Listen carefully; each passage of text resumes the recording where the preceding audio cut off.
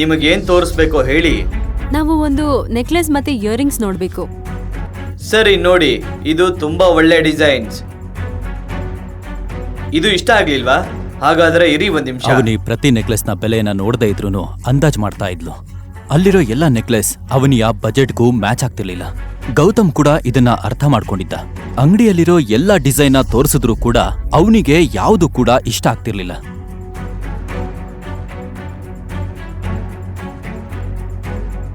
ಇದನ್ ನೋಡಿ shop owner ಸಂಪೂರ್ಣವಾಗಿ ಬೇಸತ್ ಹೋದ. ಗೌತಮ್ ಮತ್ತೆ ಅವನಿ ಮುಖಾಮುಖ ನೋಡ್ಕೊಳ್ತಿದ್ರು. ಇದನ್ನೆಲ್ಲ ನೋಡಿ ಶಾಪ್ ಓನರ್ಗೆ ಇವರು ಟೈಮ್ ಪಾಸ್ ಮಾಡೋದಕ್ಕೆ ಇಲ್ಲಿಗೆ ಬಂದಿದ್ದಾರೆ ಅನ್ನಿಸ್ತು. ಅವನು ತಕ್ಷಣ ಗಾರ್ಡ್ಗೆ ಸೂಚನೆ ಕೊಟ್ಟ. ಅವರು ತಕ್ಷಣ ಒಳಗಡೆ ಬಂದ್ರು. ಗಾರ್ಡ್ಸ್ ಅವನಿ, ಗೌತಮ್ ಮತ್ತೆ ಗೀತಾ ಮೇಲೆ ಕಣ್ಣಿಡೋದಕ್ ಶುರು ಮಾಡಿದ್ರು. ಇದರಿಂದ ಅವನಿ ಮತ್ತೆ ಗೀತಾ ನರ್ವಸ್ ಆದ್ರು. ಈಗ ನಾನು ನಿಮ್ಮ ಮುಂದೆ ಇಷ್ಟು ದುಬಾರಿ ಡಿಸೈನ್ಗಳನ್ನ ಇಟ್ಟಿದ್ದೀನಿ. ಇವುಗಳಲ್ಲಿ ಯಾವುದೇ ಕೂಡ ಇಷ್ಟ ಆಗದೆ ಇದ್ರೆ ಆಗ ನನಗೆ ಹೇಳಿ. ಅಂಥದ್ದೇನೂ ಇಲ್ಲ, ನಮಗಿಷ್ಟ ಆಗ್ತಿದೆ. ಆದ್ರೆ ಈ ಆದ್ರೆ ಅಂದ್ರೆ ಏನು? ನಾನು ಸುಳ್ಳು ಹೇಳ್ತಾ ಇಲ್ಲ. ಅಂಗಡಿಗೆ ತುಂಬಾ ಕಸ್ಟಮರ್ಸ್ಗಳು ಬರ್ತಾರೆ. ಆದ್ರೆ ನಾನು ಕೌಂಟರ್ನಿಂದ ಎದ್ದು ಬಂದು ಯಾರಿಗೂ ಜ್ಯುವೆಲರಿ ತೋರಿಸಲ್ಲ. ನನ್ನ ಅಂಗಡಿಯ ಸೇಲ್ಸ್ ಮ್ಯಾನ್ ಈ ಕೆಲಸ ಮಾಡ್ತಾನೆ.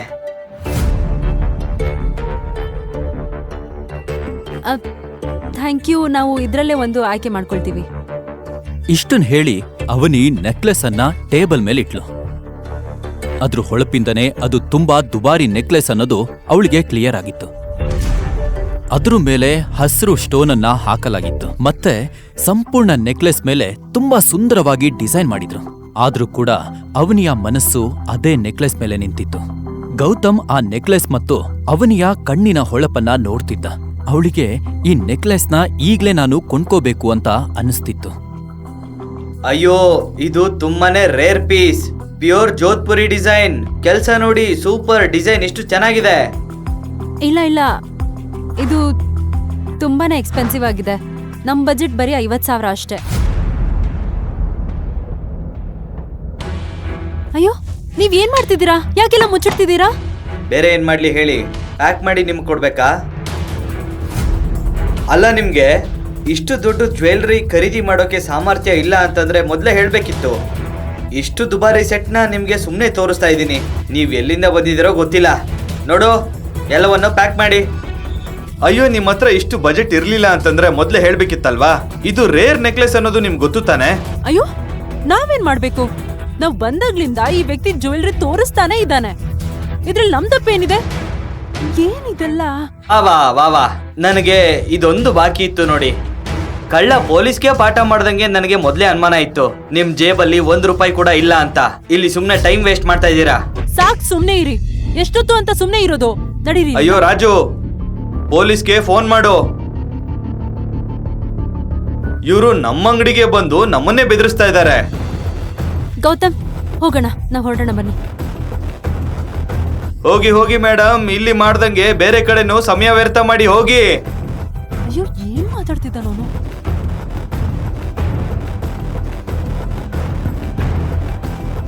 ಅಯ್ಯೋ ಸರ್, ಇವ್ರಿಗೆ ದಿನನಿತ್ಯ ಡ್ರಾಮಾ ಆಗ್ಬಿಟ್ಟಿದೆ. ನೆನ್ನೆ ಆಂಟಿಕ್ ಮಾರ್ಕೆಟ್ ಅಲ್ಲಿ ಇವ್ರನ್ನ ನೋಡ್ದೆ. ಅಲ್ಲಿ ಕೂಡ ಗಲಾಟೆ ಮಾಡ್ತಾ ಇದ್ರು. ಅವರು ಹಣ ಕೊಡ್ಬೇಕಾಗಿ ಬಂದಾಗ ಅಲ್ಲಿಂದ ಓಡೋಗ್ಬಿಟ್ರು. ಅಂದ್ರೆ ಇವರೇ ಅವರಾ?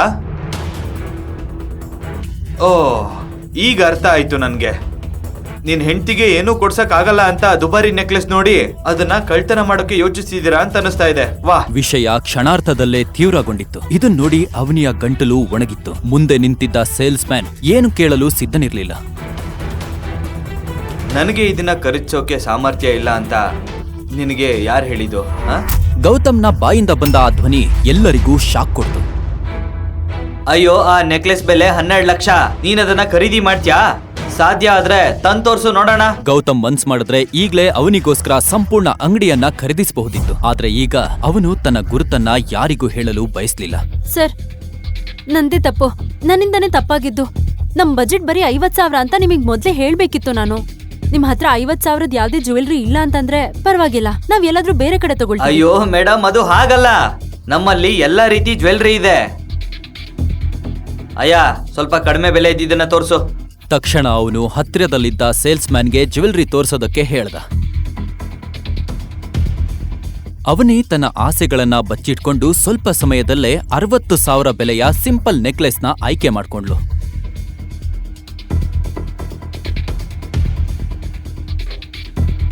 ಮಾಮ್, ಇದ್ರ ಪೇಮೆಂಟ್ ಮಾಡಿ. ನೆಕ್ಲೆಸ್ನ ಪ್ಯಾಕ್ ಮಾಡಿದ ನಂತರ ಅವನಿ ಗೀತಾ ಕಡೆ ನೋಡೋದಕ್ ಶುರು ಮಾಡಿದ್ಲು. ಎಲ್ಲ ಗೌತಮಿಂದ ಪೂರ್ತಿ ಮೂಡೆ ಹಾಳಾಗೋಯ್ತು. ಅವನ್ ಜೇಬಲ್ಲಿ ಹಣ ಇರೋ ತರ ನಮ್ಮನ್ನ ಇಷ್ಟು ದೊಡ್ಡ ಶಾಪಿಗೆ ಕರ್ಕೊಂಡ್ ಬಂದಿದ್ದಾನೆ. ಇದ್ ತಗೊಳ್ಳಿ. ಗೀತಾ ತಕ್ಷಣ ತನ್ನ ಪರ್ಸ್ನಿಂದ ಹಣ ತೆಗೆದು ಅಂಗಡಿ ಓನರ್ಗೆ ಕೊಟ್ಟು ತಗೋ, ಕೊಡು ಇದನ್ನ. ಅಂಗಡಿಯಿಂದ ಹೊರಟೋದ್ಲು. ಅನಿಲ್ ಮತ್ತೆ ಅವನಿ ಕೂಡ ನೆಕ್ಲೆಸ್ನ ಬ್ಯಾಗ್ ಹಿಡ್ಕೊಂಡು ಹೊರಗಡೆ ಹೊರಟೋದ್ರು. ಆದ್ರೆ ಗೌತಮ್ ಇನ್ನೂ ಅಲ್ಲೇ ನಿಂತು ಶಾಪ್ ಓನರ್ ಕಡೆ ಕೋಪದಿಂದ ನೋಡ್ತಿದ್ದ.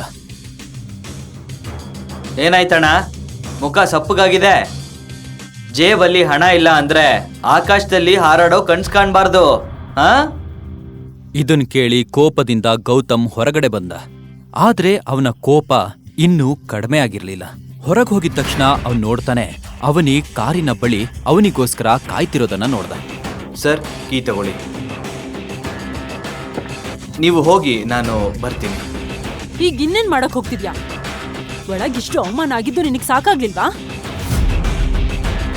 ಇಷ್ಟು ದುಬಾರಿ ಅಂಗಡಿಗೆ ನೀನೆ ತಾನೇ ನಮ್ಮನ್ನ ಕರ್ಕೊಂಡು ಹೋಗಿದ್ದು. ಈಗ ಇನ್ನೇನ್ ಮಾಡಕ್ ಹೊರಟಿದ್ಯಾ? Ma'am, please. ನೀವು ತಪ್ಪು ತಿಳ್ಕೊತಾ ಇದ್ದೀರಾ ಅನ್ನಿಸ್ತಿದೆ. ನಾನು ತರಕಾರಿ ತಗೊಂಡು ಬರ್ತೀನಿ. ರಾತ್ರಿ ಅಡುಗೆ ಮಾಡಲು ಬೇಕಲ್ವಾ, ಅದಕ್ಕೆ. ಈಗ ಇವನು ಮಾರ್ಕೆಟ್ಗೆ ಹೋಗ್ಲಿ, ಎಲ್ಲಿ ಬೇಕಾದ್ರೂ ಹೋಗ್ಲಿ, ನಮ್ಗೇನು? ಕನಿಷ್ಠ ಸ್ವಲ್ಪ ಹೊತ್ತು ಇವನ್ ಮುಖ ನೋಡೋ ಹಾಗಿರಲ್ಲ. ಅಪ್ಪ, ಸರಿ ಬನ್ನಿ ಹೋಗೋಣ. ಸರಿ ಬನ್ನಿ ಹೋಗೋಣ.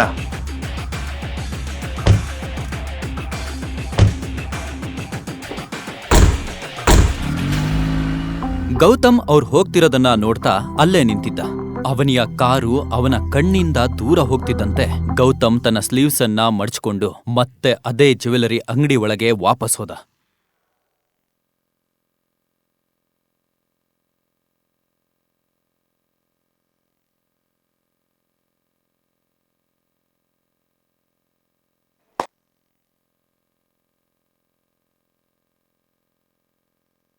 ಸರ್, ಇಲ್ಲಿ ತುಂಬಾ ಗ್ರಾಹಕರಿದ್ದಾರೆ, ದಯವಿಟ್ಟು ನಂತರ ಬನ್ನಿ.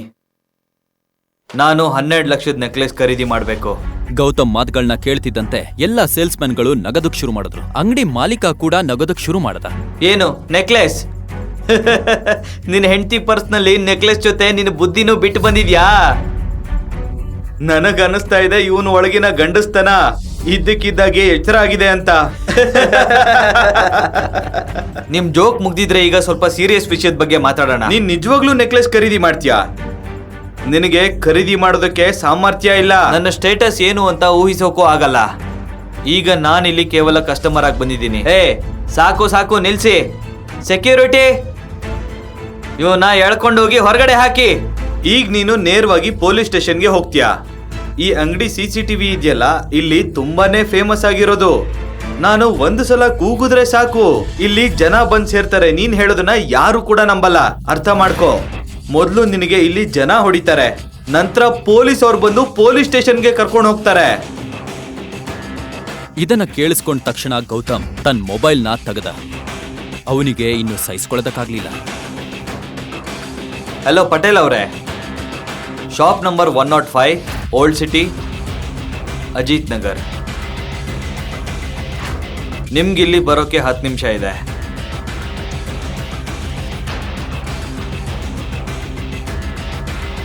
ಯಾರಿಗೆ ಫೋನ್ ಮಾಡಿದ್ದೆ? ಯಾರಾದ್ರೂ ಬಂದು ನನ್ನನ್ನ ಕಾಪಾಡ್ಬೋದು ಅಂತ ಅನ್ಕೊಂಡಿದ್ಯಾ?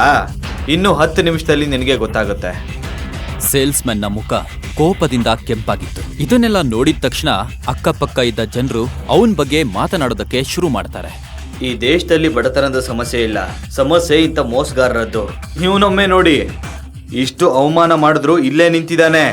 ಅಯ್ಯೋ, ಇವ್ರ ಬುದ್ಧಿನೇ ಅಂತದ್ದು. ಕಳ್ಳರಿಗೂ ಮೋಸಗಾರರಿಗೂ ಏನ್ ವ್ಯತ್ಯಾಸ ನೋಡ್ರಿ, ಎಷ್ಟು ಗರ್ವದಿಂದ ನಿಂತಿದ್ದಾನೆ ಅಂತ. ಅಂಗಡಿಯ ಪ್ರತಿಯೊಂದು ಮೂಲೆಯಲ್ಲೂ ಗುಸುಗುಸು ಶುರುವಾಗಿತ್ತು. ಇನ್ನು ಉಳಿದ ಜನರು 10 ನಿಮಿಷಗಳ ನಂತರ ಏನಾಗುತ್ತೆ ಅಂತ ಕೆಲವರು ಕಾಯ್ತಾ ಇದ್ರು. ಆದ್ರೆ ಅಷ್ಟರಲ್ಲೇ ಶಾಪ್ ಹೊರಗಡೆ ತುಂಬಾ ದುಬಾರಿ ಕಾರ್ಗಳು ಬಂದು ಅಂಗಡಿಯ ಹೊರಗೆ ನಿಂತು. ಕಾರ್ಗಳು ನಿಂತಿದ ತಕ್ಷಣ ಕೆಲವು ಬಲಿಷ್ಠ ಬಾಡಿಗಾರ್ಡ್ಗಳು ತನ್ನ ಗನ್ನನ್ನ ಹಿಡಿದು ಅಂಗಡಿಯ ಹೊರಗೆ ನಿಂತರು. ಅದೇ ಕ್ಷಣದಲ್ಲಿ ಪಟೇಲ್ ಕಾರ್ನಿಂದ ಇಳಿದು ಅಂಗಡಿಯನ್ನ ದೀರ್ಘವಾಗಿ ನೋಡೋದಕ್ಕೆ ಶುರು ಮಾಡಿದ್ರು. ಪಟೇಲ್ ಅವರು ಅಂಗಡಿ ಒಳಗ್ ಬಂದ ತಕ್ಷಣ ಗೌತಮ್ ಅಲ್ಲೇ ನಿಂತಿರೋದನ್ನ ನೋಡ್ದ. ಈಗ ಎಲ್ಲಾ ಬಾಡಿ ಗಾರ್ಡ್ಸ್ಗಳು ಅಂಗಡಿಯನ್ನ 4 ದಿಕ್ಕಿಂದನೂ ಸುತ್ತುವರೆದಿದ್ರು. ಪಟೇಲ್ ಅವರು ಬಂದ ಕೂಡ್ಲೆ ಅಂಗಡಿ ಒಳಗಡೆ ಜನರು ಗುಸುಗುಸು ಮಾತು ಆರಂಭಿಸಿದ್ರು. ಚಿಕ್ಕದೊರೆ, ನೀವು ಈ ಸಣ್ಣ ಅಂಗಡಿಲಿ ಏನ್ ಮಾಡ್ತಾ ಇದ್ದೀರಾ? ಪಟೇಲ್ ಅವರೇ, ಈ ವ್ಯಕ್ತಿ ನನ್ನ ಸ್ಟೇಟಸ್ ಏನು ಅಂತ ನೋಡ್ಬೇಕಂತೆ. ಇದನ್ ಹೇಳ್ತಿದ್ದಂತೆ ಗೌತಮ್ ಸೇಲ್ಸ್ ಮ್ಯಾನ್ ಮುಂದೆ ನಿಂತು ಅವನ ಕಣ್ಗಳಲ್ಲಿ ಕಣ್ಣಿಟ್ಟು ನೋಡ್ದ. ಇಷ್ಟೊಂದ್ ಜನ ಬಾಡಿ ಗಾರ್ಡ್ಸ್ಗಳನ್ನ ನೋಡಿ ಸೇಲ್ಸ್ ಮ್ಯಾನ್ನ ಗಂಟ್ಲು ಒಣಗಿ ಹೃದಯ ವೇಗವಾಗಿ ಬಡಿಯೋದಕ್ ಶುರು ಮಾಡ್ತು. ನಿನಗೆ ಇಷ್ಟು ಧೈರ್ಯ ಎಲ್ಲಿಂದ ಬಂತು? ಚಿಕ್ಕ ದೊರೆ ಹತ್ರ ಹೀಗ್ ಮಾತಾಡ್ತಾ ಇದ್ಯಾ? ನಿಮ್ ಮುಂದೆ ಯಾರು ನಿಂತಿದ್ದಾರೆ ಅಂತ ಗೊತ್ತಿದ್ಯಾ? 1 ನಿಮಿಷ ಸಾಕು, ಕೇವಲ 1 ನಿಮಿಷ ನಿಮ್ಮ ಈ ಅಂಗಡಿಯನ್ನು ನಿಮ್ಮನ್ನು ಸಂಪೂರ್ಣವಾಗಿ ಖರೀದಿಸಲು. ಪಟೇಲ್ ಅವರ ಈ ಮಾತನ್ನ ಕೇಳಿದ ತಕ್ಷಣ ಗಾರ್ಡ್ಸ್ ಎಲ್ಲ ಅಂಗಡಿ ಓನರ್ನ ನೋಡೋದಕ್ ಶುರು ಮಾಡಿದ್ರು. ಓನರ್ಗೆ ಗೌತಮ್ ಯಾರು ಅನ್ನೋದು ಈಗಾಗ್ಲೇ ಅರ್ಥವಾಗಿತ್ತು. ಹೊರಗೆ ನೋಡೋದಕ್ಕೆ ಸಾಮಾನ್ಯ ಮನುಷ್ಯನಂತೆ ಕಾಣ್ತಿರುವ ಗೌತಮ್ ಅವನ ಅಸಲಿಯತ್ ಬೇರೆನೇ ಆಗಿತ್ತು. ಹೋಗು, ಹಣದ ಬ್ಯಾಗ್ ತಗೊಂಡ್ ಬಾ.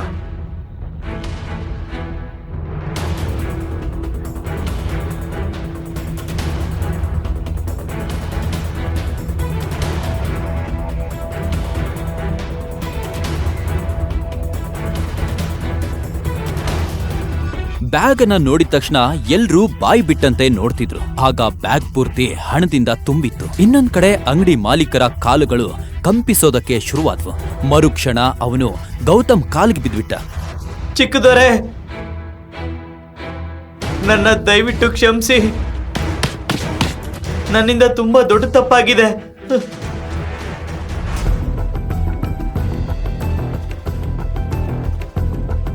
ಹೌದು ಮಿಸ್ಟರ್ ಸೇಲ್ಸ್ ಮ್ಯಾನ್, ಈಗ ಹೇಳಿ, ನಾನು ಯಾರನ್ನ ಕರೆಸ್ತಾ ಇದ್ದೆ ಗೊತ್ತಾಯ್ತಲ್ವಾ? ಸರ್, ನನ್ನ ದಯವಿಟ್ಟು ಕ್ಷಮಿಸಿ ಸರ್. ನಾನು ಯೋಚನೆ ಮಾಡಿ ಮಾತಾಡ್ಲಿಲ್ಲ, ದಯವಿಟ್ಟು ಕ್ಷಮಿಸಿ ಸರ್.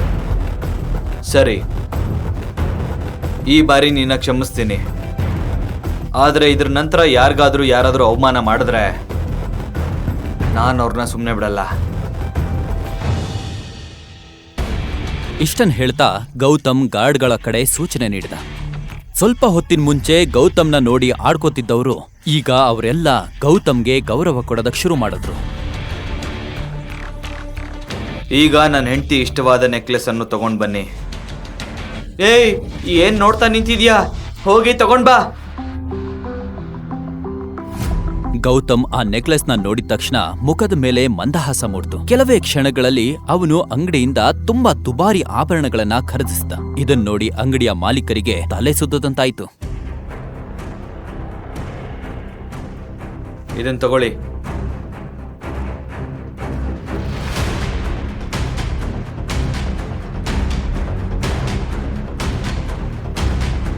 ಬನ್ನಿ ಪಟೇಲ್.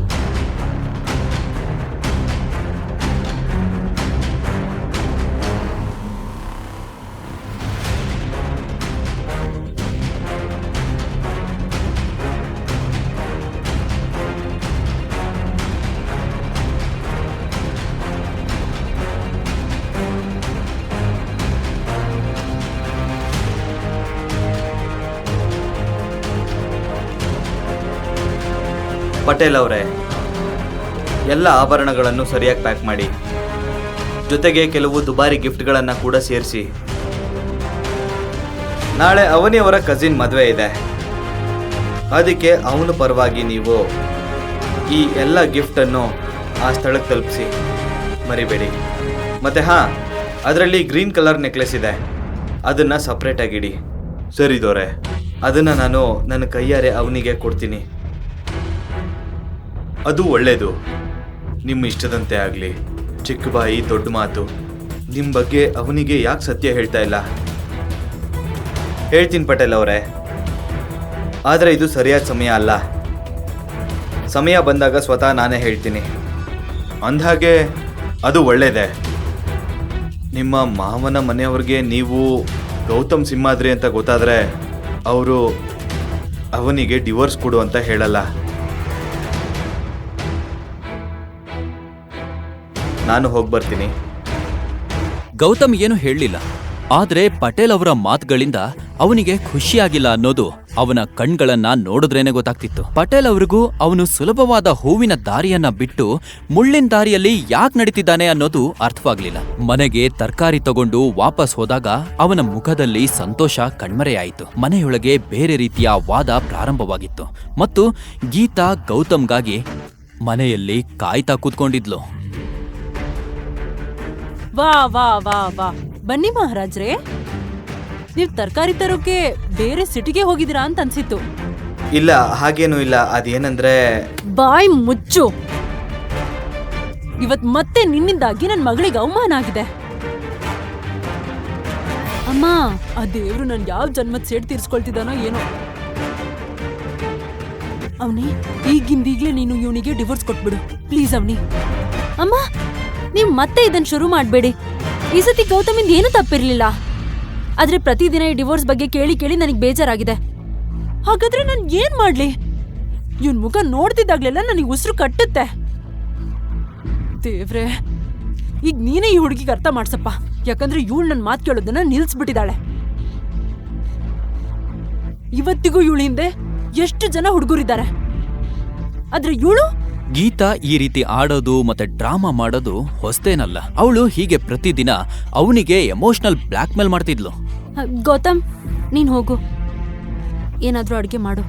ಅಮ್ಮನ ಹತ್ರ ನಾನ್ ಮಾತಾಡ್ತೀನಿ. ಮತ್ತಿಲ್ ಕೇಳು, ಏನಾದ್ರೂ ಚೆನ್ನಾಗ್ ಮಾಡು. ಮತ್ತೆ ಸಿಂಕಲ್ಲಿ ಒಂದು ಎಂಜಿಲ್ ಪಾತ್ರೆ ಉಳ್ದಿರ್ಬಾರ್ದು. ಹೋಗು. ತಕ್ಷಣ ಗೌತಮ್ ಕಿಚನಿಗೆ ಹೋದ. ಆದ್ರೆ ಗೀತಳ ಕೋಪ ಇನ್ನೂ ಕಡಿಮೆ ಆಗಿರಲಿಲ್ಲ. ಅವಳ ಕಣ್ಣಲ್ಲಿ ಕಣ್ಣೀರು ಸಹ ಇತ್ತು. ಅಮ್ಮ ಅಮ್ಮ, ನೀವು ಓವರ್ ಥಿಂಕ್ ಮಾಡ್ತಾ ಇದ್ದೀರಾ. ಆತರ ಎಲ್ಲ ಏನೂ ಇಲ್ಲ. ಮಗಳೇ ಪ್ಲೀಸ್, ಇನ್ನೂ ತಡ ಆಗಿಲ್ಲ. ಆಮೇಲೆ ಪಶ್ಚಾತ್ತಾಪ ಪಟ್ಟು ಏನ್ ಪ್ರಯೋಜನ? ನೀನು ಇವತ್ತೇ ಅವನಿಗೆ ಡಿವೋರ್ಸ್ ಕೊಟ್ಬಿಡು ಪ್ಲೀಸ್ ಮಗಳೇ. ನೀವ್ ಮತ್ತೆ ಅದೇ ಮಾತಾಡ್ತಿದ್ದೀರಾ. ನಾನ್ ನಿಮಗ್ ಹೇಗೆ ಹೇಳಿ? ನೋಡಿ, ನೀವ್ ನನಗೆ ಎಷ್ಟೇ ಹೇಳಿ, ಆದ್ರೆ ನಾನ್ ಗೌತಮ್ಗೆ ಡಿವೋರ್ಸ್ ಕೊಡೋದಿಲ್ಲ. ಮತ್ತೆ ಇದು ಫೈನಲ್. ಮಗಳೇ, ದಯವಿಟ್ಟು ಇದನ್ನ ಅರ್ಥ ಮಾಡ್ಕೊಳ್ಳಿ. ಅವನಿ ಅವನಿ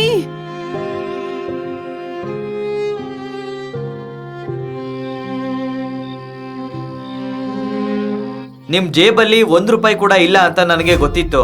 ಇಲ್ಲಿ ಸುಮ್ನೆ ಟೈಮ್ ವೇಸ್ಟ್ ಮಾಡ್ತಾ ಇದಾರಷ್ಟೇ. ಅವನಿ ಇವತ್ತು ಡಿವೋರ್ಸ್ ನಿರಾಕರಿಸಿದ್ಲು.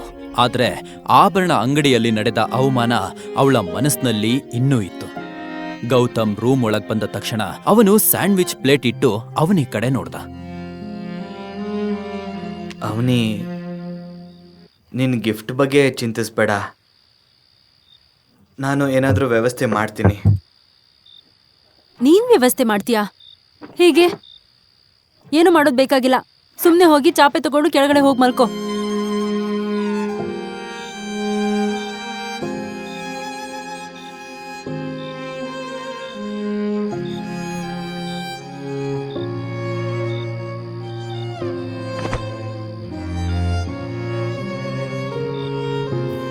Good night.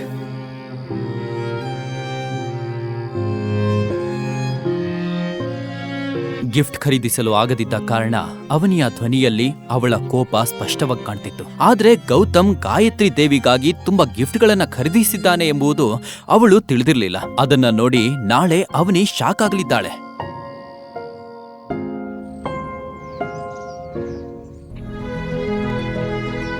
ಅವನಿ ಸುಂದರವಾದ ನೀಲಿ ಡ್ರೆಸ್ ಅನ್ನ ಹಾಕೊಂಡಿದ್ಲು. ಅದು ಅವಳ ಸೌಂದರ್ಯವನ್ನ ಇನ್ನಷ್ಟು ಹೆಚ್ಚಿಸ್ತಿತ್ತು. ಗೌತಮ್ ಕಾರ್ ಓಡಿಸ್ತಿದ್ದಾಗ ಕನ್ನಡಿಯಲ್ಲಿ ಅವಳನ್ನ ಮತ್ತೆ ಮತ್ತೆ ನೋಡ್ತಿದ್ದ. ಕೆಲವೇ ಕ್ಷಣಗಳಲ್ಲಿ ಗೌತಮ್ ಕಾರನ್ನ ರಾಜ್ಗುರು ಮನೆ ಮುಂದೆ ನಿಲ್ಲಿಸಿದ.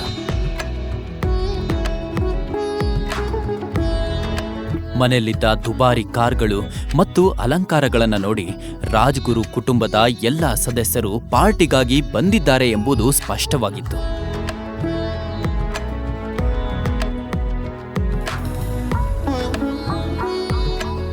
ಎಲ್ಲರೂ ಕೂಡ ರಾಜ್ಗುರು ಅವರ ಮನೆ ಒಳಗೆ ಹೋದ ತಕ್ಷಣ ಪಾರ್ಟಿಗೆ ಬಂದಿರುವಂತಹ ಜನರೆಲ್ಲ ಅವ್ರನ್ನ ನೋಡೋದಕ್ಕೆ ಶುರು ಮಾಡಿದ್ರು.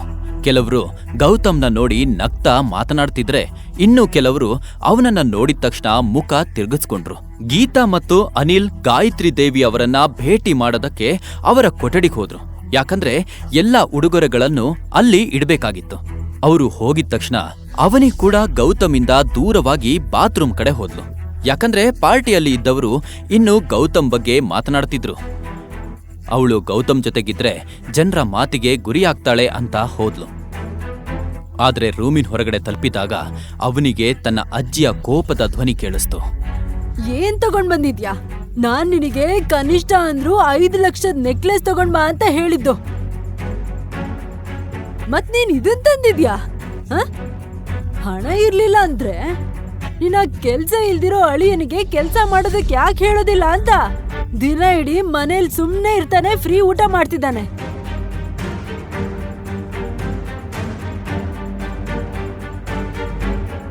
ಅಜ್ಜಿ, ನಮ್ಮ ಅಪ್ಪ ಅಮ್ಮನಿಗೆ ಇಷ್ಟೊಂದು ಬೈಯೋ ಅಂತ ತಪ್ಪ ಅವ್ರು ಏನ್ ಮಾಡಿದ್ದಾರೆ? ಅವನಿಯ ಕೋಪದ ಧ್ವನಿಯನ್ನ ಕೇಳಿದ ಗಾಯತ್ರಿ ನೆಕ್ಲೆಸ್ ಅನ್ನ ಎಸ್ದು ಅವನಿಯನ್ನ ಗುರಾಯಿಸಲು ಪ್ರಾರಂಭಿಸಿದ್ರು. ನನ್ ಮುಂದೆನೆ ಜೋರಾಗಿ ಮಾತಾಡೋಷ್ಟು ಧೈರ್ಯ ಹೇಗ್ ಬಂತು ನಿನಗೆ? ಇವತ್ತು ನಿನ್ ತಂಗಿ ಎಂಗೇಜ್ಮೆಂಟ್, ಅದು ಸಿಟಿಲೇ ದೊಡ್ಡ ಕುಟುಂಬದ ಜೊತೆಗೆ. ನಿನ್ ಮಗ ಏನ್ ಗಿಫ್ಟ್ ಕೊಟ್ಟ ಅಂತ ಅವ್ರು ನನ್ನ ಹತ್ರ ಕೇಳಿದ್ರೆ ನಾನ್ ಏನಂತ ಹೇಳಿ? ಈಗ ಹೇಳು, ನಾನ್ ಏನ್ ಉತ್ತರ ಕೊಡ್ಲಿ? ಈ ಚೀಪ್ ಗಿಫ್ಟಾ? ಇದನ್ನ ಕೇಳಿ ಅವನಿ ಮುಂದೆ ಬಂದು ಏನು ಹೇಳೋದಕ್ಕೆ ಪ್ರಯತ್ನಿಸಿದ್ಲು. ಆದ್ರೆ ಅನಿಲ್ ಅವಳನ್ನ ಸುಮ್ಮನೆ ಇರೋದಕ್ಕೆ ಹೇಳ್ದ. ಈಗ ಬೇಡ. ಗಾಯತ್ರಿ ದೇವಿಯವರ ಕೋಪವನ್ನ ಅನಿಲ್ ತುಂಬಾ ಚೆನ್ನಾಗಿ ಅರ್ಥ ಮಾಡ್ಕೊಂಡಿದ್ದ. ಅಜ್ಜಿ, ನಾವ್ ನಿಮಗ್ ಖುಷಿ ಪಡ್ಸೋಕೆ ಏನ್ ಮಾಡಿದ್ರು ಕೂಡ ನೀವ್ ಮಾತ್ರ ಏನ್ ಹೇಳೋದನ್ನು ನಿಲ್ಸಲ್ಲ. ಈ ನೆಕ್ಲೆಸ್ ಬೆಲೆ 60,000. ಮತ್ತೆ 60,000 ನಮಗ್ ತುಂಬಾ ದೊಡ್ಡ ಅಮೌಂಟ್. ಆದ್ರೆ ನಿಮಗಿದ್ ಮುಖ್ಯ ಅಲ್ಲ. ಇದನ್ನ ನೀವ್ ಸುಮ್ನೆ ಎಸೆದ್ಬಿಟ್ರಿ. ಗಾಯತ್ರಿ ದೇವಿಯವರ ಮುಖ ಕೋಪದಿಂದ ಕೆಂಪಾಗಿತ್ತು. ತಕ್ಷಣ ಅವಳು ಹತ್ರದಲ್ಲಿದ್ದ ಚಹಾ ಕಪ್ಪನ್ನ ತೆಗೆದು ಕೋಪದಲ್ಲಿ ಬಿಸಿ ಚಹಾವನ್ನ ಎಸೆಯೋದಕ್ಕೆ ಕೈ ಎತ್ತಿದ್ರು. ಅವನಿ ತಕ್ಷಣ ತನ್ನನ್ನ ರಕ್ಷಿಸಿಕೊಳ್ಳೋದಕ್ಕೆ ಮುಖವನ್ನ ತಿರುಗಿಸ್ಕೊಂಡ್ಲು. ಅವಳು ಮುಖ ತಿರುಗಿಸಿದ ತಕ್ಷಣ ಕಪ್ ಒಡೆದು ದೊಡ್ಡ ಶಬ್ದ ಕೇಳಿಸ್ತು. ಅವನಿ ನೋಡಿದ ತಕ್ಷಣ ಅವಳಿಗೆ ಶಾಕ್ ಆಯ್ತು. ಗೌತಮ್ ಅವಳ ಮುಂದೆ ಬಂದು ನಿಂತಿದ್ದ. ಅವನು ಗಾಯತ್ರಿ ಅವರ ಕೈ ಹಿಡಿದು ಕಪ್ಪನ್ನ ಗೋಡೆಯ ಕಡೆ ಎಸ್ತ. ನೀನಾ? ನೀವು ವಯಸ್ಸಲ್ಲಿ ದೊಡ್ಡವರು, ಅದೇ ರೀತಿ ನಡ್ಕೊಳ್ಳಿ. ಗಾಯತ್ರಿ ದೇವಿ ಕೋಪದಿಂದ ಗೌತಮ್ ಕಡೆ ನೋಡ್ತಿದ್ರು. ಆದ್ರೆ ಅವರು ಏನಾದ್ರೂ ಹೇಳೋಕ್ಕೂ ಮುಂಚೆನೆ ಹೊರಗಿನಿಂದ ಜೋರಾದ ಧ್ವನಿ ಒಂದು ಕೇಳಿಸ್ತು. ಕರಣ್ ವೀರ್ ಅಂಕಲ್ ಬಂದಿದ್ದಾರೆ, ಬೇಗ ಬನ್ನಿ. ಕರಣ್ ವೀರ್ ಎಂಬ ಹೆಸರನ್ನ ಕೇಳ್ತಿದ್ದಂತೆ ಗಾಯತ್ರಿ ದೇವಿಯವರ ಕೋಪ ಸ್ವಲ್ಪ ಕಡಿಮೆಯಾಯಿತು. ಯಾಕಂದ್ರೆ ಅವಳ ದೃಷ್ಟಿಯಲ್ಲಿ ಕರಣ್ ವೀರ್ ಅತ್ಯಂತ ಯಶಸ್ವಿ ಮಗ.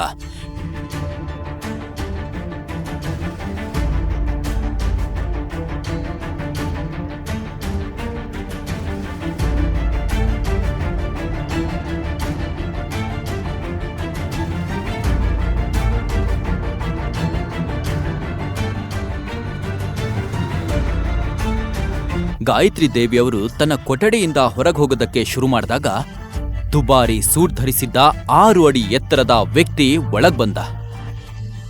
ಹೇ ಅಮ್ಮ, ಎಲ್ಲಿಗೆ ಹೋಗ್ತಾ ಇದ್ದೀರಾ? ನಾನು ನಿಮ್ಮನ್ನ ನೋಡಕ್ಕೆ ಅಂತಾನೆ ಬಂದೆ.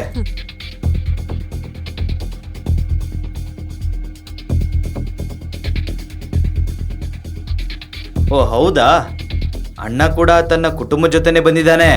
ಅಣ್ಣ ದೊಡ್ಡ ಪಾರ್ಟಿಗಳಿಗೆ ಬರ್ತಾನೆ ಅಂತ ನಾನು ಅನ್ಕೊಂಡಿರ್ಲಿಲ್ಲ. ಎಲ್ಲಿ ಅಣ್ಣ? ಅಯ್ಯೋ, ಅದನ್ ಯಾಕೆ ಕೇಳ್ತೀಯ? ನೋಡಪ್ಪ, ಇವನ್ ಯಾವ್ದೋ ಆ ಚೀಪ್ ಆಗಿರೋ 60,000 ನೆಕ್ಲೆಸ್ ತಗೊಂಡ್ ಬಂದಿದ್ದಾನೆ. ನಿಮ್ ಬಗ್ಗೆ ಯೋಚನೆ ಮಾಡದೇ ಇದ್ರು ಕನಿಷ್ಠ ಶನಾಯ ಗೌರವದ ಬಗ್ಗೆ ಯೋಚಿಸ್ಬೇಕಿತ್ತು. ನಾಳೆ ಅವಳು ಬೇರೆಯವ್ರ ಮನೆಗೆ ಹೋಗ್ತಾಳೆ. ಈ ಕಾರಣಕ್ಕೆ ಅವಳು ಎಷ್ಟು ಟೀಕೆಗಳನ್ನ ಕೇಳಬೇಕು ಗೊತ್ತಾ? ಅಂಕಲ್, ನಿಮ್ ಫ್ಯಾಮಿಲಿ ಹತ್ರ ತುಂಬಾ ದುಡ್ಡಿರೋದ್ರಿಂದ ನೀವ್ ಇದನ್ನೆಲ್ಲ ಹೇಳ್ತಾ ಇದ್ದೀರಾ ಅಲ್ವಾ?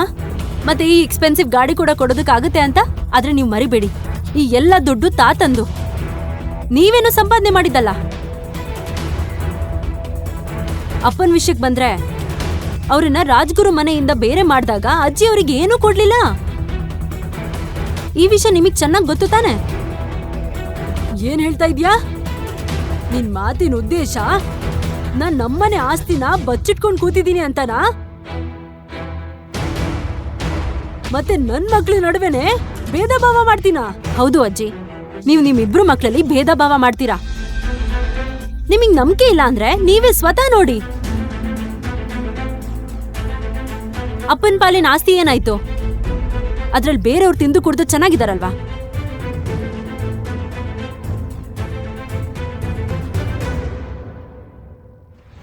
ಅಮ್ಮ, ಈ ಮಾತುಗಳನ್ನೆಲ್ಲ ಬಿಟ್ಬಿಡಿ. ಇವತ್ತು ಬಹಳ ಸಂತೋಷ ಪಡೋ ದಿನ. ಈ ಜನರ ಬಗ್ಗೆ ಅಂದ್ರೆ ವ್ಯರ್ಥ ವಿಷಯಗಳ ಬಗ್ಗೆ ಯಾಕೆ ಯೋಚನೆ ಮಾಡ್ತಾ ಇದ್ದೀರಾ? ಬನ್ನಿ ನನ್ನ ಜೊತೆ. ನಾನು ಕಾರ್ ತಂದಿದ್ದೀನಿ, ಮತ್ತೆ ಶನಾಯಿಗೂ ಕೆಳಗಡೆ ಬಾ ಅಂತ ಹೇಳಿದ್ದೀನಿ. ಬನ್ನಿ ಹೋಗೋಣ. ಈ ವಿಷಯ ಇನ್ನೂ ಮುಗ್ದಿಲ್ಲ. ಇದು ಕುತ್ರ ನಾನ್ ನಿನಗ್ ಕೊಡ್ತೀನಿ. ಹೇಗ್ ಕೊಡ್ತೀನಿ ಅನ್ನೋದನ್ನ ನೀನ್ ನೋಡ್ತಾ ಇರು.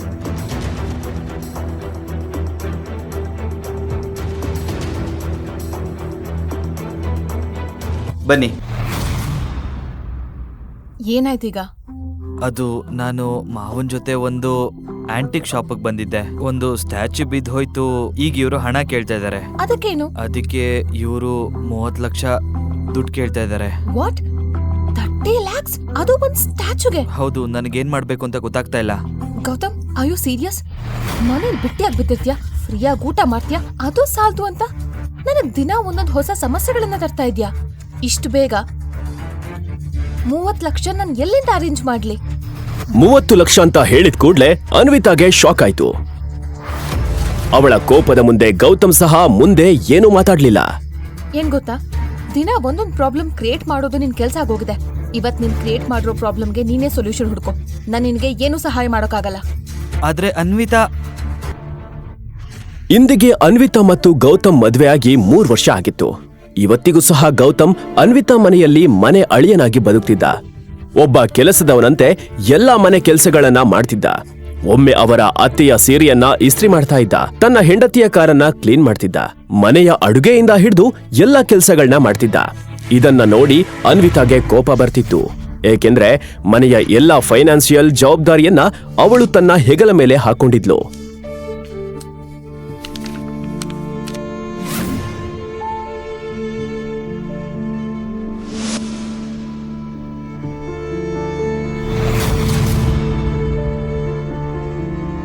ಆದ್ರೆ ಅನ್ವಿತಾ, ಆ ಸ್ಟ್ಯಾಚ್ಯೂ ಒಡೆದು ಹಾಕಿದ್ದು ಮಾವ. ಇದರಲ್ಲಿ ನನ್ ತಪ್ಪೇನಿದೆ? ನಾನು ಹೇಳೋ ಮಾತನ್ನು ಕೂಡ ಕೇಳಿಸ್ಕೊಳ್ಳಿಲ್ಲ. ನಿನಗೆ ಎಕ್ಸ್ಪ್ಲೇನ್ ಮಾಡೋ ಮೊದಲೇನೆ ನೀನ್ ಕಾಲ್ ಕಟ್ ಮಾಡ್ದೆ.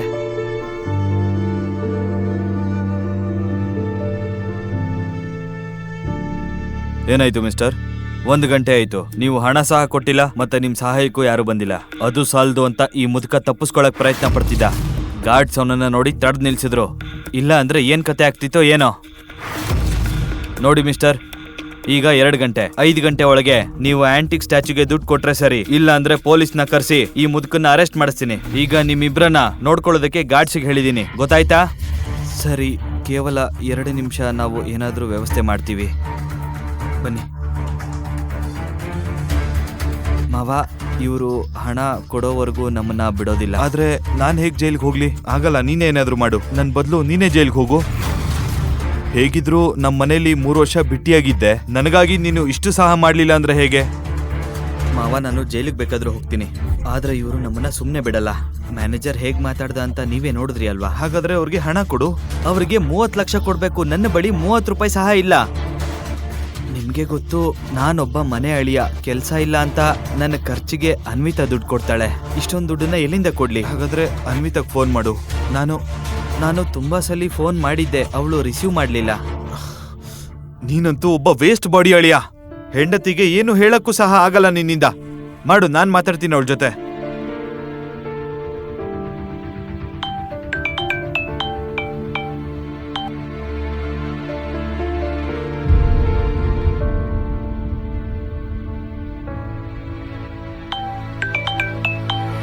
Gautam, are you mad?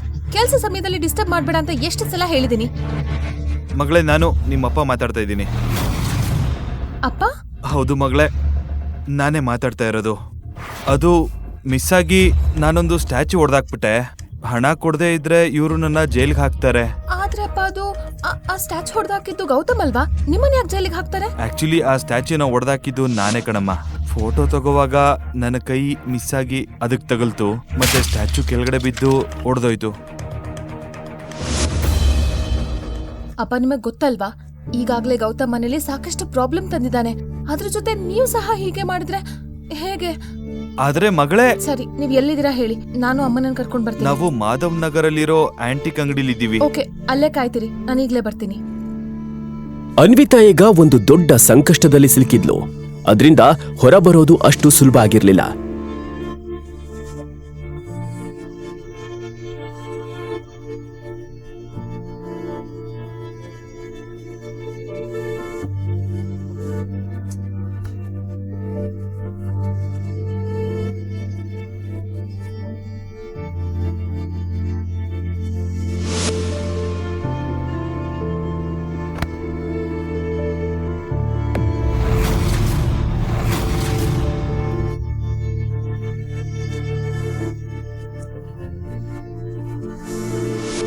ಅನ್ವಿತಾಳ ತಂದೆ ಅನಿಲ್ ರಾಜ್ಗುರು ಒಂದು ಮನೆತನದ ಮಗ.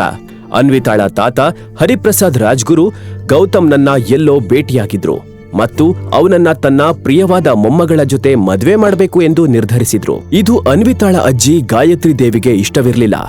ಅವರ ಮದ್ವೆ ಆಗ್ತಿದ್ದಂತೆ ಅವರ ತಾತ ತೀರಿಕೊಂಡ್ರು. ಮನೆಯ ಎಲ್ಲ ಜವಾಬ್ದಾರಿಯನ್ನ ಗಾಯತ್ರಿ ದೇವಿ ಹೊರಿಸಿಕೊಂಡ್ರು.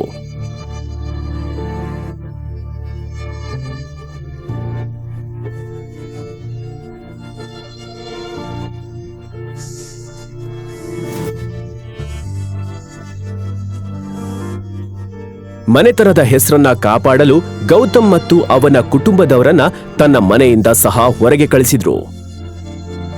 ಇದನ್ನೆಲ್ಲ ಯೋಚಿಸಿ ಅನ್ವಿತಾ ಯಾವಾಗ್ಲೂ ದುಃಖಿಯಾಗಿ ಇರ್ತಿದ್ಲು.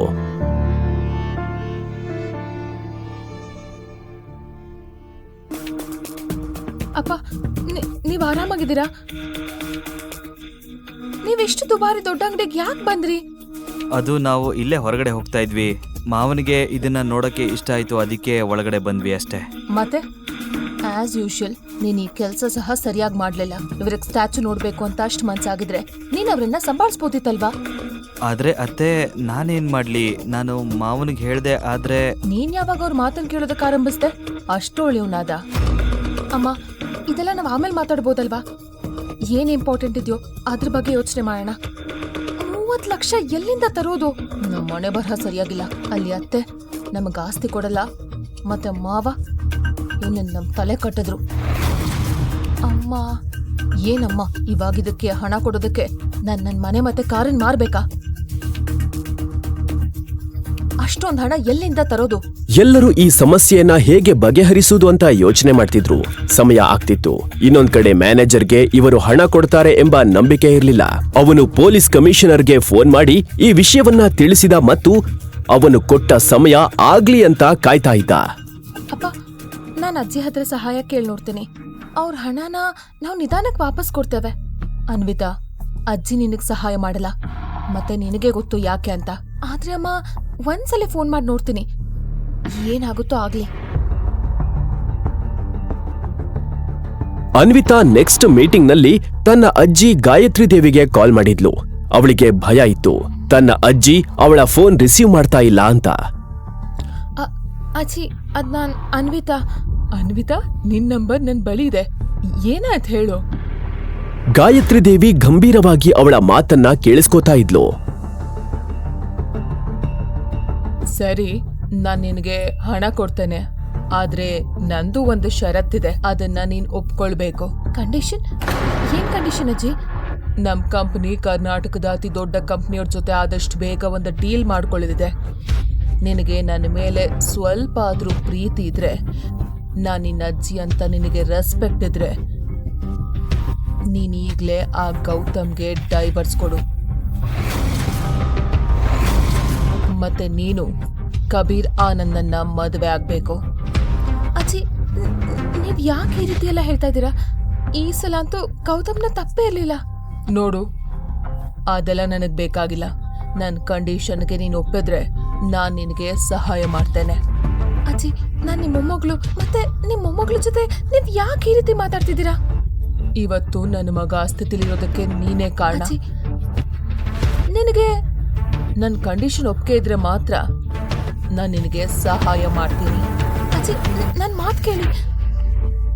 ಅನ್ವಿತಾಗೆ ಈಗ ಏನ್ ಮಾಡ್ಬೇಕು ಎಂದು ತಿಳಿಲಿಲ್ಲ. ಅನ್ವಿತಾ, ದಯವಿಟ್ಟು ಚಿಂತೆ ಮಾಡ್ಬೇಡ, ನಾನೇನಾದ್ರೂ ಮಾಡ್ತೀನಿ. ನೀನೇನ್ ಮಾಡ್ತೀಯಾ? ಇಷ್ಟು ದೊಡ್ಡ ಮೊತ್ತದ ಹಣವನ್ನ ಭಿಕ್ಷೆ ಬೇಡ್ತಾ ಇರ್ತೀಯಾ? ಅನ್ವಿತಾ, ನೀನ್ ನನ್ನ ಮಾತನ್ನು ಕೇಳು. ಈ ವೇಸ್ಟ್ ಬಾಡಿಗೆ ಈಗಲೇ ನೀನ್ ಡೈವರ್ಸ್ ಕೊಡು. ಇವ್ ನಿನ್ ಜೀವನದಿಂದ ತೊಲಗ್ಲಿ, ಮನೆಗೆ ವಾಪಸ್ ಕರ್ಕೋಬೇಡ. ತುಂಬಾ ಒಳ್ಳೆ ಹುಡುಗ. ಮತ್ತೆ ಕಬೀರ್ ನಿನ್ ಫ್ರೆಂಡ್ಸ್, ಅವರಪ್ಪ ಕೋಟ್ಯಾಧೀಶ್ವರರು. ಅವರಿಗೆ 30 ಲಕ್ಷ ಲೆಕ್ಕಕ್ಕೆ ಇರಲ್ಲ. ಅವ್ರು ಖಂಡಿತ ನಮ್ಗೆ ಸಹಾಯ ಮಾಡ್ತಾರೆ. ಕಮಾನ್ ಅನ್ವಿತಾ. ಗೀತಾಗೆ ಇದ್ರ ಹೊರತು ಬೇರೆ ಯಾವ ದಾರಿ ಸಹ ತಿಳಿಲಿಲ್ಲ. ಆದ್ರೆ ಕಬೀರ್ ಎಂತವನು ಅನ್ನೋದು ಕೇವಲ ಅನ್ವಿತಾಗೆ ಮಾತ್ರ ಗೊತ್ತಿತ್ತು. ಹೇಳ್ಬೇಕು ಅಂದ್ರೆ ಕಬೀರ್ ಒಬ್ಬ ದೊಡ್ಡ ಶ್ರೀಮಂತರ ಒಬ್ಬನೇ ಮಗ. ಅವರ ತಂದೆ ಪ್ರಿನ್ಸ್ ಗ್ರೂಪ್ನ ವೈಸ್ ಚೇರ್ಮನ್.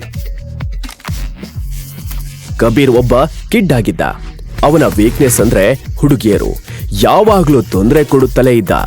ಅವನ ಮೇಲೆ ಈಗಾಗ್ಲೇ ಎಷ್ಟೋ ಕೇಸು ಸಹ ಇದ್ವು.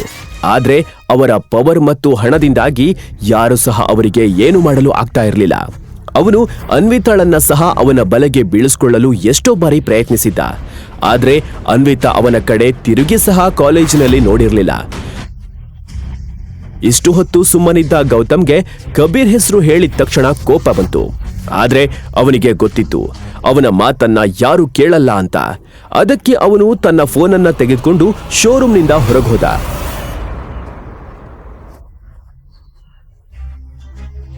ಶೋರೂಮ್ನಿಂದ ಹೊರಗ್ ನಿಂತು ಅವನು ಯಾವುದೋ ನಂಬರ್ ಡಯಲ್ ಮಾಡ್ದ. ಫೋನ್ ರಿಂಗ್ ಕೇಳಿಸ್ತಾ ಇದ್ದಂತೆ ಅವನ ಎದೆ ಬಡಿತ ಸಹ ಜಾಸ್ತಿ ಆಗ್ತಾ ಹೋಯ್ತು. ಪಟೇಲ್ ಅವರ? ಹೌದು, ನಾನೇ ಮಾತಾಡ್ತಾ ಇದ್ದೀನಿ. ನಮಸ್ಕಾರ ಪಟೇಲ್ ಅವರೇ, ಹೇಗಿದ್ದೀರಾ? ಆ ಕ್ಷಣದಲ್ಲಿ ಗೌತಮ್ ಮಾತಾಡ್ತಾ ಇದ್ದ ವ್ಯಕ್ತಿ ಬೇರೆ ಯಾರೂ ಅಲ್ಲ, ಅವನ ತಂದೆ ರಾಘವೇಂದ್ರ ಸಿಂಹಾದ್ರಿ. ಅವರ ಮಿನಿಸ್ಟರ್ ಕಮಲಾಕರ್ ಪಾಟೀಲ್. ರಾಘವೇಂದ್ರ ಸಿಂಹಾದ್ರಿ ಅವರು ರಾಯದುರ್ಗದ ರಾಜಮನೆತನದವರು. ಗೌತಮ್ ರಾಘವೇಂದ್ರ ಸಿಂಹಾದ್ರಿ ಅವರ ಕಿರಿಮಗ. ಅವನು ರಾಯದುರ್ಗದ ರಾಜಕುಮಾರ. ಅವನು ಹುಟ್ಟಿದ್ದು ಬೆಳೆದಿದ್ದು ಎಲ್ಲ ದೊಡ್ಡ ಅರಮನೆಯಲ್ಲೇ. ಆದ್ರೆ ಬೆಳೆಯುತ್ತಾ ಅವನಿಗೆ ಈ ಐಶ್ವರ್ಯ ಆಡಂಬರ ಎಲ್ಲ ಬೇಡ ಅನ್ನಿಸ್ತಿತ್ತು. ನಿಜವಾದ ಜೀವನ ಹೇಗಿರುತ್ತದೆ ಎಂದು ನೋಡಬೇಕೆಂಬುದು ಅವನ ಆಸೆಯಾಗಿತ್ತು. ಒಂದು ದಿನ ರಾಘವೇಂದ್ರ ಸಿಂಹಾದ್ರಿ ಅವರು ಗೌತಮ್ನ ಮದುವೆಯನ್ನ ಇನ್ನೊಂದು ರಾಜಮನೆತನದ ಹುಡುಗಿಯ ಜೊತೆ ನಿಶ್ಚಯ ಮಾಡಿದ್ರು. ಆ ಹುಡುಗಿ ಬೇರೆ ಯಾರೂ ಅಲ್ಲ,